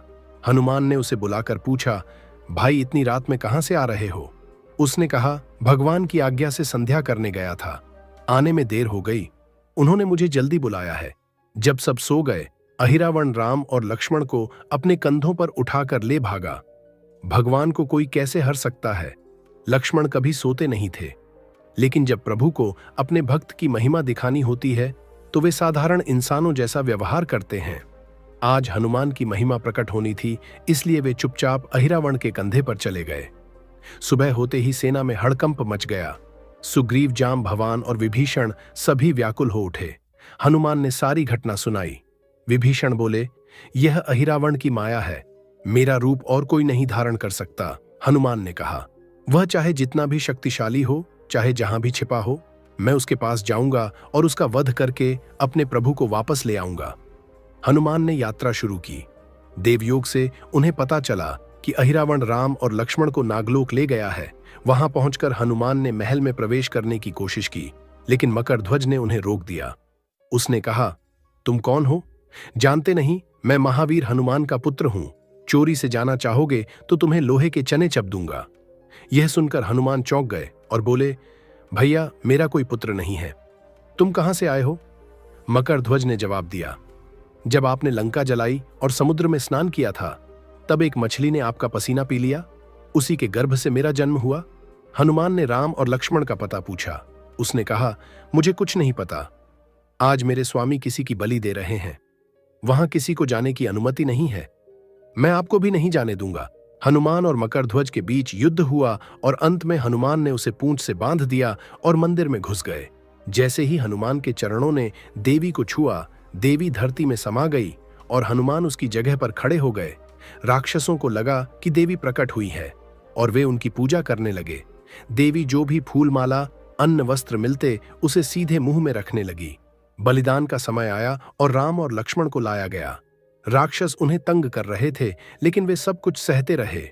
अहिरावण ने कहा, अब अपने रक्षक को याद करो। भगवान ने कहा, सावधान रहना, कहीं तुम्हारी देवी ही तुम्हें ना खा जाए। अहिरावण उन पर तलवार चलाने ही वाला था कि हनुमान गर्जना करते हुए वहां आ पहुंचे और भगवान को दोनों कंधों पर बिठाकर अहिरावण से तलवार छीन ली। हनुमान ने अहिरावण और बाकी राक्षसों का संहार करके भगवान को शिविर में वापस ले आए। हनुमान के जयकारे से चारों दिशाएं गूंज उठी। हनुमान लगातार राम की सेवा में लगे रहते, यह तक कि युद्ध के दौरान दिन में लड़ाई करते और रात में भगवान के चरण दबाते, उनसे धर्म, प्रेम और ज्ञान की बातें सुनते। कभी कभी भगवान राम अपने हाथों से हनुमान की थकान मिटाते। जब राम सो जाते तो हनुमान अपने लंबे लंगूर से चहार दीवारी बनाकर दरवाजे पर बैठ जाते और रात भर पहरा देते। सुबह होते ही फिर युद्ध शुरू हो जाता। रावण से युद्ध के दौरान हनुमान ने उसे ऐसा घोंसा मारा कि वह मूर्छित हो गया। होश में आने पर रावण ने हनुमान की प्रशंसा करते हुए कहा, मैंने आज तक ऐसा वीर नहीं देखा। लक्ष्मण भी रावण के प्रहार से मूर्छित हो गए थे। रावण ने पूरी ताकत लगाकर लक्ष्मण को उठाने की कोशिश की, लेकिन वह नाकाम रहा। हनुमान दौड़े आए। रावण के बाणों से घायल होते हुए भी उन्होंने लक्ष्मण को फूल की तरह उठाकर राम के पास ले। राम ने हनुमान को गले लगाते हुए कहा, तुम तो काल के भी महाकाल हो। देवताओं की रक्षा के लिए अवतार लिया है। फिर मूर्छा कैसत। राम की बात सुनते ही लक्ष्मण होश में आ गए और फिर से रणभूमि में लौट गए। हनुमान के अद्भुत साहस से यह बड़ा संकट पल भर में टल गया। जय श्री राम। राम ने विजय प्राप्त की है, अब सीता के पास विजय का संदेश लेकर कौन जा। भगवान ने हनुमान को बुलाकर कहा, हनुमान, सीता तुमसे बहुत प्रेम करती हैं। अब यह विजय समाचार सुनाने के लिए तुम्हें उनके पास जाना चाहिए। महाराज विभीषण से अनुमति लेकर लंका में प्रवेश करना और सुग्रीव एवं लक्ष्मण की कुशलता का भी संदेश देना। साथ ही रावण के वध की बात भी बताना। सीता जिस तरह प्रसन्न हो उसी तरह की बात उनसे कहना। हनुमान ने लंका में प्रवेश किया। लंका के राक्षसों ने उनका सम्मान किया। विभीषण से आज्ञा प्राप्त कर वे अशोक वन में शीशम के पेड़ के नीचे बैठी सीता जी के पास पहुंचे। उन्होंने चरणों में साष्टांग प्रणाम करके पूरा वृत्तांत सुनाया। सीता एक क्षण तक चुप रही। उनका गला खुशी से भरया और उनकी आंखों में आंसू आ गए। सीता ने कहा, बेटा, मैं यह खुशी की खबर सुनकर कुछ नहीं बोल सकी। इसे गलत मत समझना। इससे बढ़कर मेरे लिए कोई सुखद संवाद नहीं हो सकता। मैं सोच रही हूं कि इसके बदले तुम्हें क्या दूं, क्योंकि आनंद की बात सुनाने वालों को कुछ न कुछ देने की परंपरा है। लेकिन यदि मैं तुम्हें त्रिलोकी की सारी संपत्ति और सभी ऐश्वर्य दे दूं, तो भी मुझे संतोष नहीं होगा। तुम्हारे हृदय में हमेशा भगवान की अनन्य भ बनी रहे और मैं तुम्हारी आर्णी रहूं। तुम्हारे मन में सभी सद्गुण हो और रघुनाथ की कृपा तुम पर सदैव बनी रहे। हनुमान ने अंजलि बांधकर कहा, माता, तुम्हारे अलावा और कौन है जो ऐसी स्नेहपूर्ण बातें कहेगा। मेरे हृदय में युगल सरकार की स्मृति सदा बनी रहे और मैं कर कमलों को छत्र छाया में रहूं। इससे अधिक और क्या हो सकता है जो आप मुझे देंगी। आप बताएं कि मैं आपकी क्या सेवा करूं। सीता ने कहा, मैं भगवान के दर्शन के लिए बहुत उत्सुक हूं। अब एक क्षण भी विलंब नहीं सहा जाता। हनुमान ने तुरंत वहां से यात्रा की और भगवान के पास पहुंच गए। उन्होंने सीता की प्रसन्नता, उनकी इच्छाओं और प्रार्थनाएं की बातें भगवान को सुनाई। भगवान ने विभीषण को आदेश दिया, सीता को ले आओ। जय श्री राम। भगवान राम सीता, लक्ष्मण, सुग्रीव, विभीषण आदि के साथ पुष्पक विमान में चढ़कर अयोध्या के लिए लौटे। प्रयाग में उन्होंने हनुमान को बुलाकर कहा, हनुमान, तुम अयोध्या में जाकर देखो कि भरत क्या कर रहे हैं। मेरे वियोग में उन्हें एक एक क्षण भी कल्प के समान लग रहा होगा। उन्हें मेरा समाचार सुनाओ और उनका समाचार लेकर जल्दी से मेरे पास आ जाना। हनुमान ने यात्रा शुरू की। अयोध्या में भगवान के लिए भरत कितने व्याकुल हो रहे थे, इसका अनुमान कोई नहीं लगा सकता। हनुमान ने उनकी स्थिति देखी। वे कुश के आसन पर बैठे हुए थे, सिर पर जटा का मुकुट लगाए। उनका शरीर कमजोर हो गया था, आंखों से आंसू बह रहे थे और वे निरंतर राम नाम का जप कर रहे थे। वे इस कदर तन्मय थे कि उन्हें यह भी नहीं पता चला कि कोई यहां आया है। हनुमान ने उनका ध्यान भंग करते हुए कहा, कहाँ जिनके विरह में आप दुखी हो रहे हैं, जिनका नाम आप ले रहे हैं, वे ही भगवान राम हैं। वे गुणों के धनी देवताओं और आर्षियों के रक्षक मां जानकी और लक्ष्मण के साथ सकुशल लौट रहे हैं। हनुमान के वचन सुनते ही भरत के शरीर में नई ऊर्जा का संचार हो गया। उनका रोम रोम, उनका रग रग अमृत से भर गया। उन्होंने तुरंत उठकर हनुमान को गले से लगा लिया और परिचय जाने पर उनकी खुशी की कोई सीमा न रही। उन्होंने बार बार भगवान राम के बारे में पूछा और हनुमान ने भी कई बातें कहीं। दोनों ने अनंत आनंद का अनुभव किया। भरत ने कहा, भाई, मैं तुम्हें क्या दूं? इसके बदले देने योग्य और कौन सी वस्तु है? तुम्हारे प्रति आर्णी रहने में ही मुझे खुशी है। हनुमान उनके चरणों पर गिर पड़े और उनके प्रेम की प्रशंसा करते हुए बताया, भगवान राम अक्सर आपकी चर्चा करते हैं, आपके सद्गुणों का बखान करते हैं और आपके नाम का जप करते हैं। भरत से अनुमति लेकर हनुमान वहां से विदा हुए। जय श्री राम। भगवान का राज्याभिषेक हुआ। सभी को उपहार दिए गए। स्वयं भगवान राम ने अपने हाथों से सुग्रीव, विभीषण आदि को अनेक बहुमूल्य मणियां, रत्न, वस्त्र और आभूषण प्रदान किए। लेकिन उन्होंने न जाने क्यों हनुमान को कुछ नहीं दिया। सभी सभा के लोग सोच रहे थे कि भगवान ने हनुमान को क्यों भुला दिया। भगवान सब कुछ समझते हुए भी चुप थे। माता सीता भगवान की लीला का रहस्य समझ रही थी, लेकिन दूसरों पर हनुमान का महत्व उजागर करने के लिए उन्होंने एक और लीला रची। अपने गले से बहुमूल्य मणियों का हार निकालकर उन्होंने हनुमान को पहनाया। सभी लोग माता की प्रशंसा करने लगे। हनुमान ने प्रेम से उसे स्वीकार किया, लेकिन क्या हुआ? अगले ही क्षण सभी लोग आश्चर्य से हनुमान की ओर देखने लगे। बात यह थी कि हनुमान मणियों का एक दाना उठाते और उसे तोड़ डालते। वे बड़े ध्यान से देखते और उसे फेंक देते। यह क्रम लगातार जारी था। न जाने कितने दाने तोड़े और अप गए। भगवान राम मुस्कुरा रहे थे, जबकि सीता कुछ गंभीर हो गई थी। भरत, शत्रुघ्न और लक्ष्मण चकित थे, लेकिन सभा के सदस्यों से और नहीं रहा गया। उन्होंने कहा, हनुमान तुम क्या कर रहे हो? इन बहुमूल्य मणियों को इस तरह मिट्टी में मत मिलाओ। किसी ने फुसफुसाना, यह तो वानर ही है, इन्हें मणियों के मूल्य का क्या पता। कई लोग को नाराज देखकर हनुमान ने कहा, आप लोग क्यों नाराज हो रहे हैं? मैं तो इन मणियों का महत्व परख रहा हूं। इनमें बड़ी चमक है। ये बहुत महंगे में बिक सकती हैं। संभव है इन्हें खरीदने वाला कोई न मिले। इन्हें पहनने से सुंदरता भी बढ़ सकती है। लेकिन क्या यह सब बातें ही महत्व की प्रतीक है? नहीं नहीं, मैंने जो महत्व की सौटी समझी है वह यह है कि जिस वस्तु के हृदय में भगवान के दर्शन होते हैं वही वस्तु महत्वपूर्ण है। मैं देख रहा था कि इन मणियों के हृदय में भगवान दिखते हैं या नहीं। मुझे इनकी चमक और दमक अंधकार जैसी लग रही है। इनसे मेरा क्या काम? यह मेरे लिए किस काम की है? इन्हें तोड़ना ही है, इन्हें छोड़ना ही है। इसलिए मैंने इन्हें तोड़ दिया और छोड़ दिया। हनुमान की बात सुनकर बहुत से लोगों को मणियों को तोड़ने का रहस्य समझ में आ गया, लेकिन कुछ ऐसे भी थे जिनके मन में शंका बनी रही। उन्होंने पूछा, तो क्या तुम्हारे हृदय में भगवान है? यदि है तो दिखाओ, नहीं ही है तो तुमने हृदय भार क्यों ढो रखा है? हनुमान ने कहा, बिल्कुल मेरे हृदय में भगवान है। जैसे तुम सामने देख रहे हो। उन्होंने दोनों हाथ छाती पर रखकर हृदय चीर कर दिखा दिया कि भगवान राम माता जानकी और भाइयों के साथ उनके हृदय के सिंहासन पर विराजमान है। सब लोग हनुमान की महिमा गाने लगे। भगवान ने सिंहासन से उठकर हनुमान का आलिंगन किया और उनके शरीर का स्पर्श होते ही हनुमान का वक्ष पहले से भी अधिक दृढ़ हो गया। भगवान ने हनुमान को उपहार क्यों नहीं दिया? इसका रहस्य अब सबकी समझ में आ गया। माता सीता मंद मंद मुस्कुराने लगी। जय श्री राम। हनुमान जैसे पुत्र और सीता जैसी माता, फिर दोनों के स्नेह का क्या कहना। हजारों दासियां हनुमान की सेवा करने के लिए थीं। उनके इशारे पर जो चाहती वह सब कर जाती, लेकिन इतने से ही उन्हें संतोष नहीं होता। उन्होंने अपने लाडले हनुमान को अपने हाथों से खाना बनाने का निर्णय लिया। उन्होंने कई प्रकार के व्यंजन बनाए। हनुमान भोजन करने बैठे। माता के हाथ का खाना कितना मीठा होता है।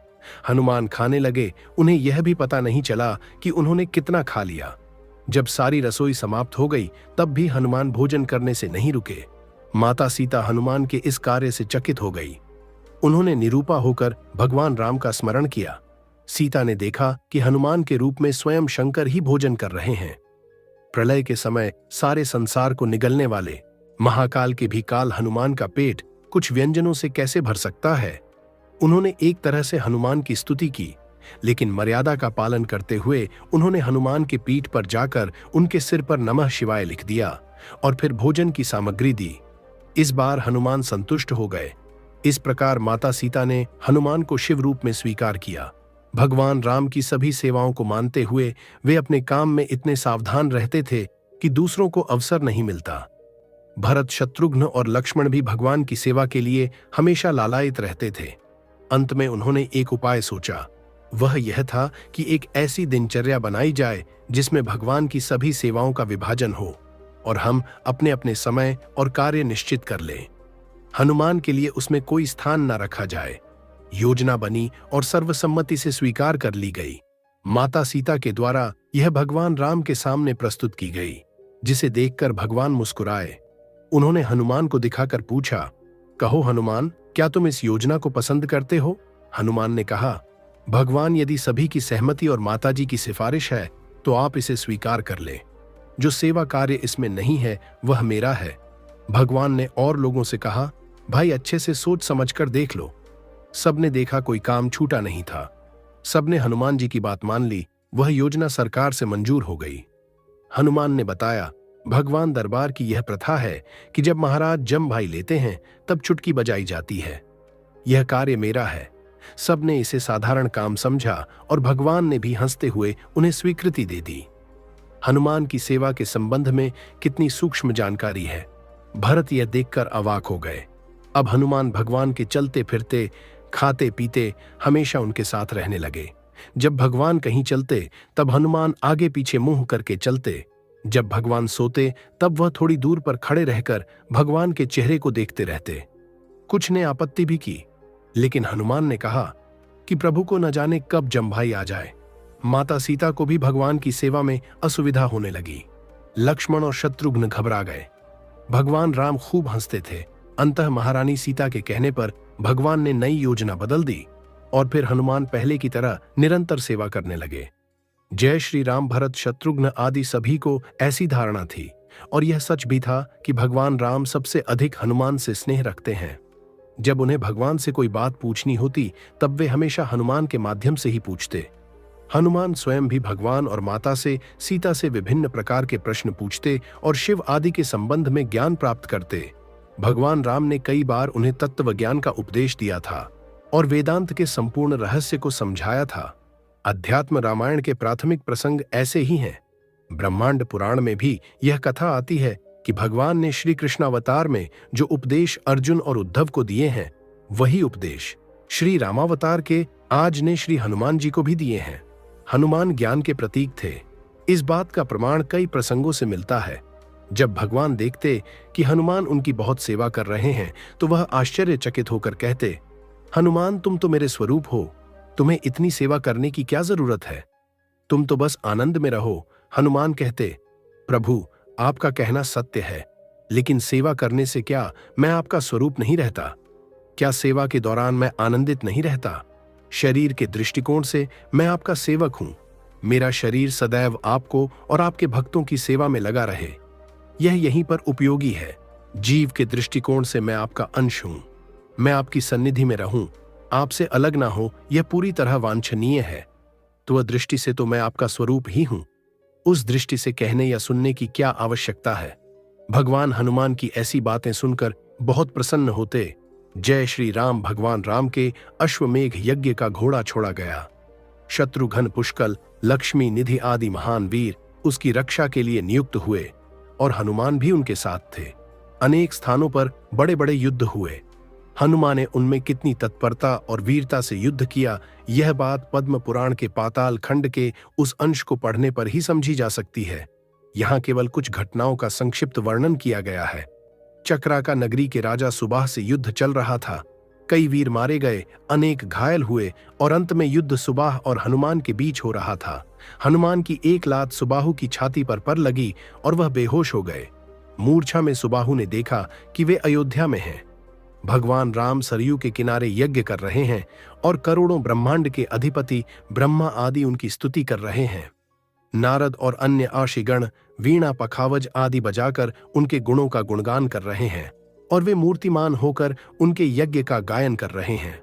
उनकी श्याम सुंदर छवि देखकर सुबाहु मुग्ध हो गए और उसी अवस्था में बहुत देर तक पड़े रहे। जब उनकी मूर्छा टूटी तब उनका अज्ञान दूर हो चुका था।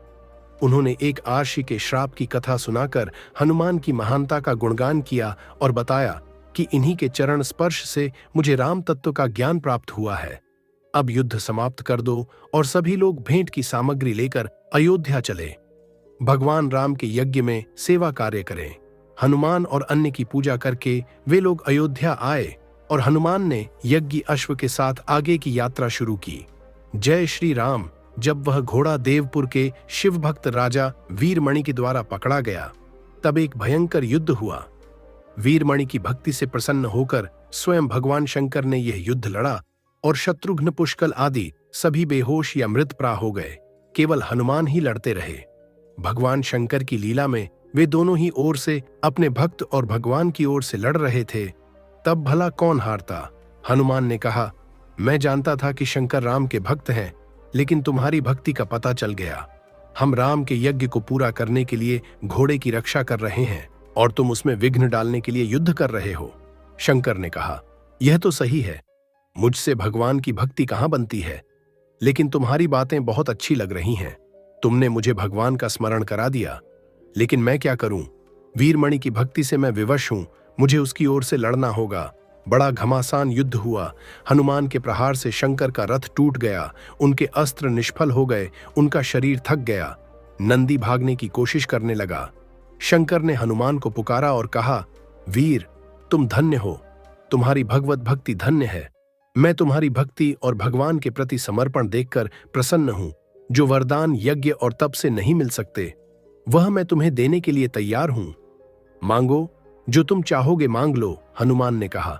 शंकर, भगवान राम की कृपा से मुझे किसी वस्तु की कामना नहीं है, लेकिन आज तुम मुझसे युद्ध में प्रसन्न हुए हो, इसलिए मैं तुमसे कुछ मांगूंगा। देखो, युद्ध में पुष्कल मारे गए हैं, शत्रुघ्न बेहोश हो गए हैं और सैनिक रणभूमि में क्षत विक्षत पड़े हैं। तुम अपने गणों के साथ उनकी रक्षा करो। मैं औषधियां लाने के लिए द्रोणाचल पर जा रहा हूं। यदि देवता विरोध करेंगे तो हो सकता है वहां भी युद्ध करना पड़े, जिससे विलंब हो जाए। तब तक इन वीरों का कोई अनिष्ट ना हो। शंकर ने स्वीकार किया और हनुमान ने यात्रा की। हनुमान ने क्षीर सागर के पास जाकर द्रोणाचल को अपनी पूंछ में लपेट लिया। वे उसे उखाड़कर वहां से जाने ही वाले थे कि उनके रक्षक देवताओं ने उन पर आक्रमण कर दिया, लेकिन हनुमान के सामने उनकी एक न चली। वे घायल होकर भाग गए। जब उन्होंने इंद्र के पास जाकर कहा कि एक वायु देवता द्रोणाचल को ले जा रहा है और हमारे अस्त्र उस पर काम नहीं कर रहे, तब वे घबरा गए और अपने गुरु बृहस्पति के पास गए। बृहस्पति ने हनुमान का पूरा परिचय देकर उन्हें प्रसन्न करने की सलाह दी। इंद्र ने कहा, भगवान, यदि हनुमान द्रोणाचल को उखाड़ लेंगे तो हमारे देवता समाप्त हो जाएंगे, क्योंकि वही हमारे जीवन का आधार है। कोई ऐसा उपाय कीजिए कि हनुमान का काम भी बन जाए और हमारी औषधियां भी सुरक्षित रहे। बृहस्पति, इंद्र और अन्य देवताओं के साथ हनुमान के पास गए। उन्होंने बहुत रोते गिड़गिड़ा हुए अपने अपराध की क्षमा मांगी और उन्हें जीवित करने की औषधि दी। हनुमान उसे लेकर रणभूमि में पहुंचे। चारों ओर हनुमान की जय ध्वनि होने लगी। वे औषधि लेकर पुष्कल के पास पहुंचे। पुष्कल मर चुका था। उन्होंने औषधि का प्रयोग करते हुए कहा, यदि मैं मन, वाणी और कर्म से भगवान राम को जानता हूं, उन्हीं की आज्ञा का पालन करता हूं और मेरी दृष्टि में उनके अलावा कोई वस्तु नहीं है, तो इस औषधि से पुष्कल जीवित हो जाएं। उनके सिर धड़ से जोड़ते ही पुष्कल जी उठे और शंकर से लड़ने के लिए दौड़े। हनुमान शत्रुघ्न के पास गए। शत्रु बेहोशी में राम राम रघुनंदन रघुनंदन बोल रहे थे और कभी कभी उनकी लीलाओं का बखान भी कर रहे थे। हनुमान ने औषधि का प्रयोग करते हुए कहा, यदि भगवान की कृपा से मैं नित्य ब्रह्मचारी हूं और मेरा ब्रह्मचर्य कभी भंग नहीं हुआ है, तो शत्रुघ्न अभी जीवित हो जाएं। शत्रुघ्न उठ बैठे और कहा, शिव कहां है? मैं अभी मार डालूंगा। यह कहते हुए युद्ध भूमि की ओर दौड़े। पुनः घमासान युद्ध हुआ। वीरमणि बेहोश हो गए। शंकर और शत्रुघ्न लड़ने लगे। जब शंकर के बाणों से शत्रुघ्न व्याकुल हो गए, तब हनुमान ने कहा, अब तुम अपना काम करो, तुम्हारी इच्छा पूरी होगी। शत्रुघ्न ने भाई की याद करके भगवान राम को बुलाया और वे वहां उपस्थित हो गए। फिर तो शंकर ने बड़ी श्रद्धा से उनकी स्तुति की और अपने अपराध को क्षमा करने की प्रार्थना की। भगवान राम ने कहा, देवाधिदेव महादेव, आपने बहुत अच्छा काम किया है। यह देवताओं का धर्म है कि वे अपने भक्तों की रक्षा करें। तुम मेरे हृदय में हो और मैं तुम्हारे हृदय में हूं। हम दो थोड़े ही हैं जो हमारे बीच अंतर देखते हैं, वे नरकों में जाते हैं। मेरे भक्त ही तुम्हारे भक्त हैं और मेरे भक्त भी बड़ी भक्ति से तुम्हें नमस्कार करते हैं। भगवान ने सभी मरे हुए और घायल वीरों का स्पर्श करके उन्हें जीवित किया। राजा वीरमणि ने अपना सब कुछ भगवान राम को समर्पित कर दिया। हनुमान घोड़े के साथ आगे बढ़े। जय श्री राम। जब भगवान राम सभी वानर लालाओं को विदा करने लगे और हनुमान की बारी आई, तब वे भगवान के चरणों पर गिर पड़े। उन्होंने प्रार्थना की, भगवान, मैं आपके चरणों में ही रहूंगा। भगवान ने स्वीकृति दे दी। ऐसे भक्तों को भगवान कभी छोड़ते नहीं हैं। जब भगवान की लीला का समापन का समय आया, तब भगवान ने हनुमान को बुलाकर कहा, हनुमान, अब मैं अपने लोक में जा रहा हूं, लेकिन तुम दुख मत मानना, यह कठिन कार्य तुम्हें करना पड़ेगा। तुम पृथ्वी पर रहकर शांति, प्रेम और ज्ञान का प्रचार करो। जब तुम मुझे याद करोगे, तब मैं तुम्हारे सामने प्रकट हो जाऊंगा। जहां जहां मेरी कथा होगी, मेरा कीर्तन होगा, वहां वहां तुम उपस्थित रहना। मैं तुमसे अलग थोड़े ही होता हूं। यह तो केवल मेरी एक लीला है। हनुमान ने हाथ जोड़कर कहा, प्रभु, मैं रहूंगा।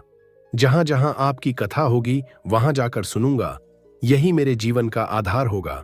भगवान राम बहुत प्रसन्न हुए।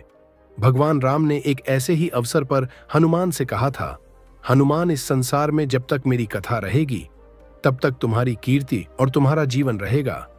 जब तक संसार रहेगा, तब तक मेरी कथा भी रहेगी। तुमने जो बड़े बड़े उपकार किए हैं उनमें से एक एक के बदले में मैं अपने प्राण भी दे दूं तो भी तुम्हारा आड़ नहीं चुका सकता। तुम्हारे उपकार का बदला न दे पाना भी ठीक है। तुम्हारे जीवन में ऐसा अवसर कभी ना आए कि तुम्हें प्रत्युष विपत्ति में ही प्रत्येक का पात्र होता है। भगवान राम ने अपनी लीला का समापन कर लिया, लेकिन भगवान शंकर की लीला जारी रही। जय श्री राम। भगवान राम के परमधाम जाने के बाद हनुमान का एकमात्र कार्य भगवान के नाम, लीला और गुणों का कीर्तन और श्रवण करना रह गया। जहां जहां सत्संग होता वहीं हनुमान उपस्थित रहते। अष्टिन अर्षि के साथ किम पुरुष वर्ष में रहकर अक्सर भगवान के गुणों का बखान सुनते। जब गंधर्व का संगीत अपने रस में त्रिभुवन को आनंदित करता, तब हनुमान उनके अमृतम संगीत से प्रभावित होकर भगवान राम की लीला का साक्षात अनुभव करते। युग पर युग बीत गए, परंतु एक क्षण के लिए भी उन्होंने भगवान को भुलाया नहीं। भगवान के अलावा कोई भी उनके सामने नहीं आया। वैवस्वत मनवंतर के 28वें द्वापर में भगवान कृष्ण का अवतार हुआ। श्री कृष्ण और श्री राम एक ही हैं, वे दो नहीं हैं। वे भला अपने प्रिय भक्त हनुमान के बिना कैसे रह सकते थे। उन्होंने हनुमान को बुलाने का संकल्प किया, लेकिन इसके साथ ही कुछ लीला भी होनी चाहिए। हनुमान की महत्ता प्रकट होनी चाहिए और अपने में जो दोष दुर्गुण आ गए हैं उन्हें दूर करना चाहिए। भगवान के संकल्प करते ही हनुमान द्वारका के पास एक उपवन में प्रकट हुए। भगवान का नाम लेते हुए फल खाने लगे और डालियां तोड़ने लगे। जय श्री राम। सत्यभामा, गरुड़ और चक्र का अभिमान उस समय भंग हुआ जब भगवान ने सत्यभामा के लिए पराजित हरण किया। उन्हें गर्व था कि भगवान का सबसे अधिक प्रेम मुझ पर है और मैं सबसे सुंदर हूं। उन्होंने एक दिन बात बात में यह कह दिया कि क्या सीता मुझसे अधिक सुंदर थी कि उनके लिए आप वन वन भटकते रहे। भगवान चुप रहे। चक्र के मन में भी गर्व था कि मैंने इंद्र के वज्र को परास्त किया। गरुड़ भी सोचते थे कि मेरी सहायता से श्री कृष्ण ने इंद्र पर विजय प्राप्त की है। भगवान श्री कृष्ण ने सोचा कि इन तीनों का अभिमान समाप्त होना चाहिए। यह मेरे भक्त हैं और मैं उन्हें अभिमानी नहीं देख सकता। भगवान की कृपा से उन्होंने गरुड़ को बुलाकर कहा, गरुड़, द्वारका के उपवन में एक वानर आया है, उसे पकड़ लाओ। देखो, उसे पकड़ने का साहस तुम में है तो अकेले जाओ, नहीं तो सेना भी ले जाओ। गरुड़ के मन में यह आया कि भगवान साधारण से वानर को पकड़ने के लिए मुझे भेज रहे हैं और दूसरी ओर सेना भी साथ ले जाने को कह रहे हैं। यह कितना इतना बड़ा अपमान है। मैं उस वानर को चूर चूर कर दूंगा। गरुड़ अकेले जाकर देखते हैं कि हनुमान उनकी तरफ पीठ करके फल खा रहे हैं और बड़े आनंद से राम राम का कीर्तन कर रहे हैं। उन्होंने पहले डांट फटकार कर हनुमान को ले जाने की कोशिश की, लेकिन हनुमान टस से मस नहीं हुए। जब गरुड़ ने उन पर आक्रमण किया तब उन्होंने बहुत देर तक, जैसे लोग नन्ही चिड़ियों से खेलते हैं, वैसे ही हनुमान खेलते रहे। लेकिन जब गरुड़ ने हार नहीं मानी तब उन्होंने अपनी पूंछ से उन्हें लपेटकर थोड़ा कस दिया। गरुड़ छटपटा लगे। उन्होंने भगवान श्री कृष्ण का नाम लेते हुए कहा कि उनकी आज्ञा से मैं आया हूं, उन्होंने तुम्हें बुलाया है, वे साक्षात नारायण हैं।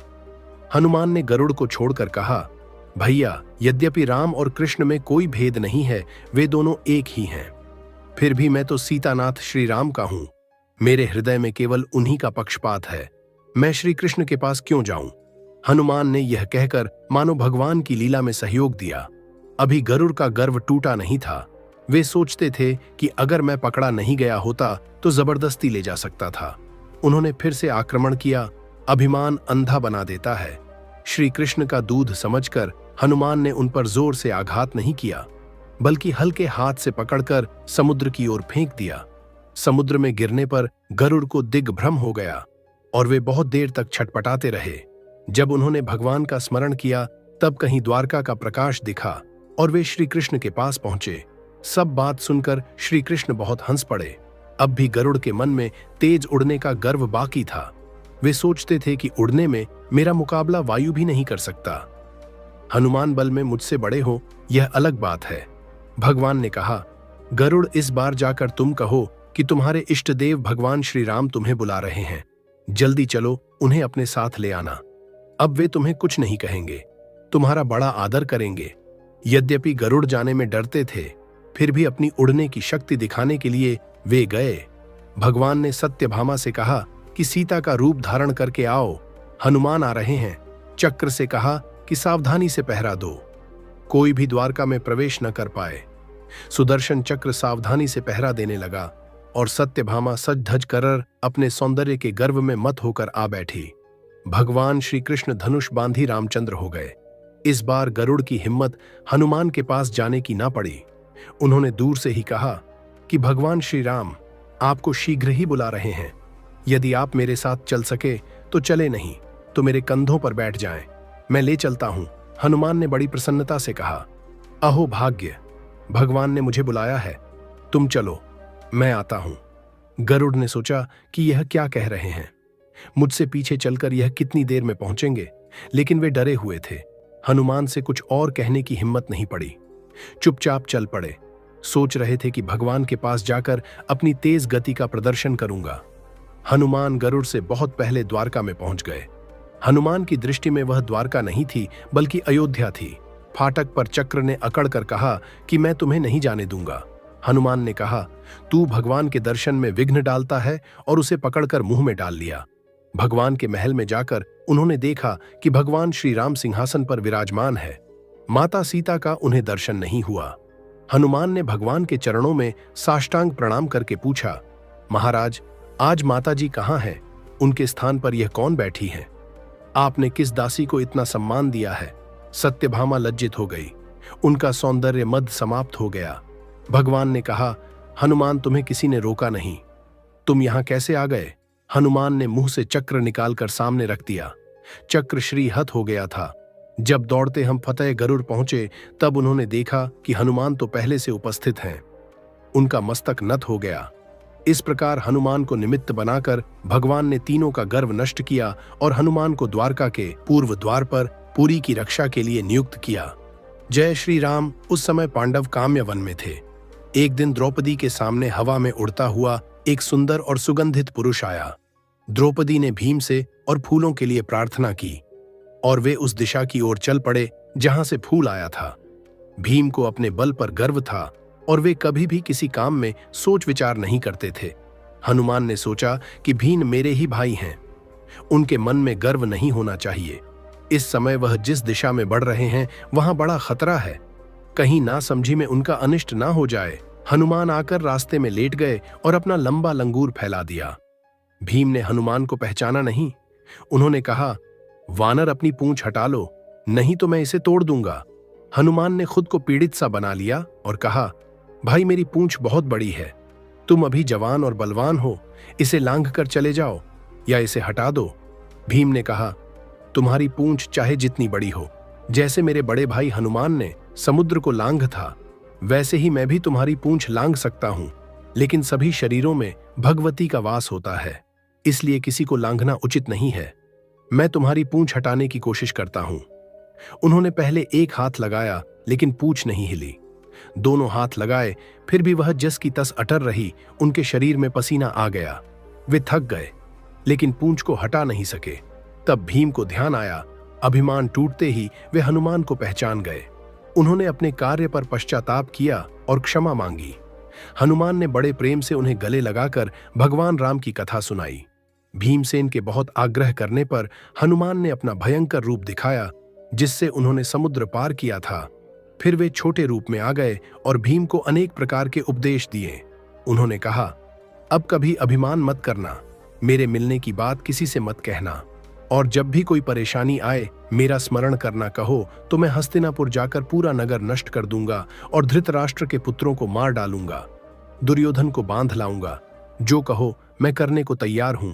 भीमसेन ने कहा, आपकी सहायता पाकर हम मजबूत हुए हैं, आपकी मदद से ही हम शत्रुओं को जीत सकेंगे। हनुमान ने कहा, भीम, जब तुम शत्रुओं के बीच घुसकर सिंहनाद करोगे तो अर्जुन की ध्वजा के ऊपर रहकर मैं भी ऐसा ही शब्द करूंगा कि तुम्हारे शत्रु उसे सुनकर मरे से हो जाएंगे। हनुमान ने भीम को आलिंगन किया और वहां से अंतर्धान हो गए। उनके बताए मार्ग से जाकर भीम ने वह पुष्प प्राप्त किया। जय श्री राम। हनुमान के जीवन में कभी भी अभिमान नहीं दे गया। इसी कारण भगवान अपने भक्तों के अभिमान को दूर करने का कार्य अक्सर हनुमान से ही करवाते हैं। कहते हैं कि एक बार अर्जुन को अपने बाणों की शक्ति पर गर्व हो गया था। उन्होंने एक दिन कृष्ण से कह दिया कि तुमने राम अवतार में समुद्र पर पुल बनाने के लिए इतना प्रयास क्यों किया? बाणों से पुल बांध देते। बेचारे वानरों को बेवजह परेशान किया। भगवान हंसने लगे। उनका हंसना तो लोगों को भ्रम में डालने वाली माया है। भगवान ने कहा, अच्छा, तुम बाणों से समुद्र के एक छोटे से हिस्से पर पुल बांध कर दिखाओ। अर्जुन ने तुरंत वैसा कर दिया। भगवान ने हनुमान का स्मरण किया और वे तुरंत आ पहुंचे। भगवान की आज्ञा से हनुमान बाणों के पुल पर चढ़ गए। जैसे ही वे चढ़े, पुल चरचरा कर टूटने लगा तो वे उस पर से उतर आए। अर्जुन ने देखा कि भगवान की पीठ पर खून लगा हुआ है। पूछने पर पता चला कि यदि भगवान अपनी पीठ लगाकर उस पुल को न रोके रखते तो वह हनुमान को लेकर धंस जाता और अर्जुन की बहुत हंसी होती। भगवान ने कहा, ऐसे ऐसे कई वानर थे, वे बाण के पुल पर कैसे जाते? अर्जुन को बात समझ में आ गई, उनका गर्व टूट गया। अर्जुन ने भगवान की आज्ञा से हनुमान की बड़ी आराधना की, उनके मंत्रों का जप किया। हनुमान ने वरदान दिया कि मैं हमेशा तुम्हारी सहायता करूंगा और भविष्य के युद्ध में तुम्हारे रथ पर बैठकर तुम्हारी रक्षा करूंगा। कहते हैं कि महाभारत युद्ध में अर्जुन के बाणों से सभी के रथ बहुत दूर दूर जा गिरते थे, लेकिन किसी के बाण से अर्जुन का रथ पीछे नहीं हटता था। एक बार कर्ण के बाण से अर्जुन का रथ थोड़ा सा पीछे हटा। इस पर युद्ध भूमि में भगवान श्री कृष्ण ने कर्ण की बहुत प्रशंसा की। अर्जुन ने पूछा, भगवान, मेरे बाण से कर्ण का रथ बहुत पीछे हट जाता है और उसके बाण से मेरा रथ थोड़ा सा ही पीछे हटा है, तो उनकी प्रशंसा का क्या मतलब है? भगवान ने कहा, अर्जुन, तुम्हारे रथ पर हनुमान बैठे हुए हैं, नहीं तो तुम्हारा रथ अब तक भस्म हो गया होता। उनके उपस्थित रहने पर रथ का थोड़ा पीछे हटना कर्ण की बड़ी वीरता का संकेत है। अर्जुन को समझ आ गया।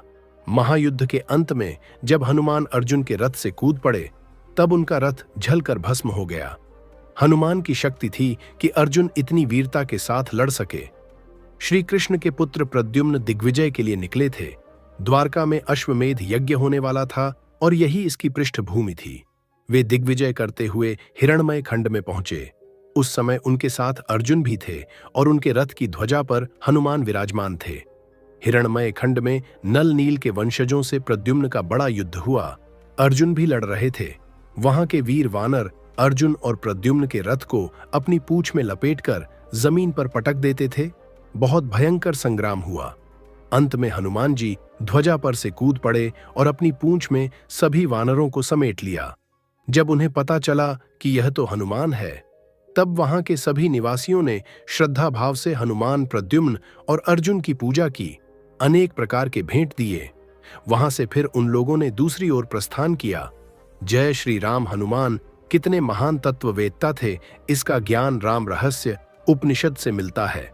सनत सनन सनत कुमार और सनातन भाई उनसे राम मंत्रों का रहस्य सीखते हैं। कई बड़े आर्षि और प्रहलाद उनके शिष्य रहे हैं।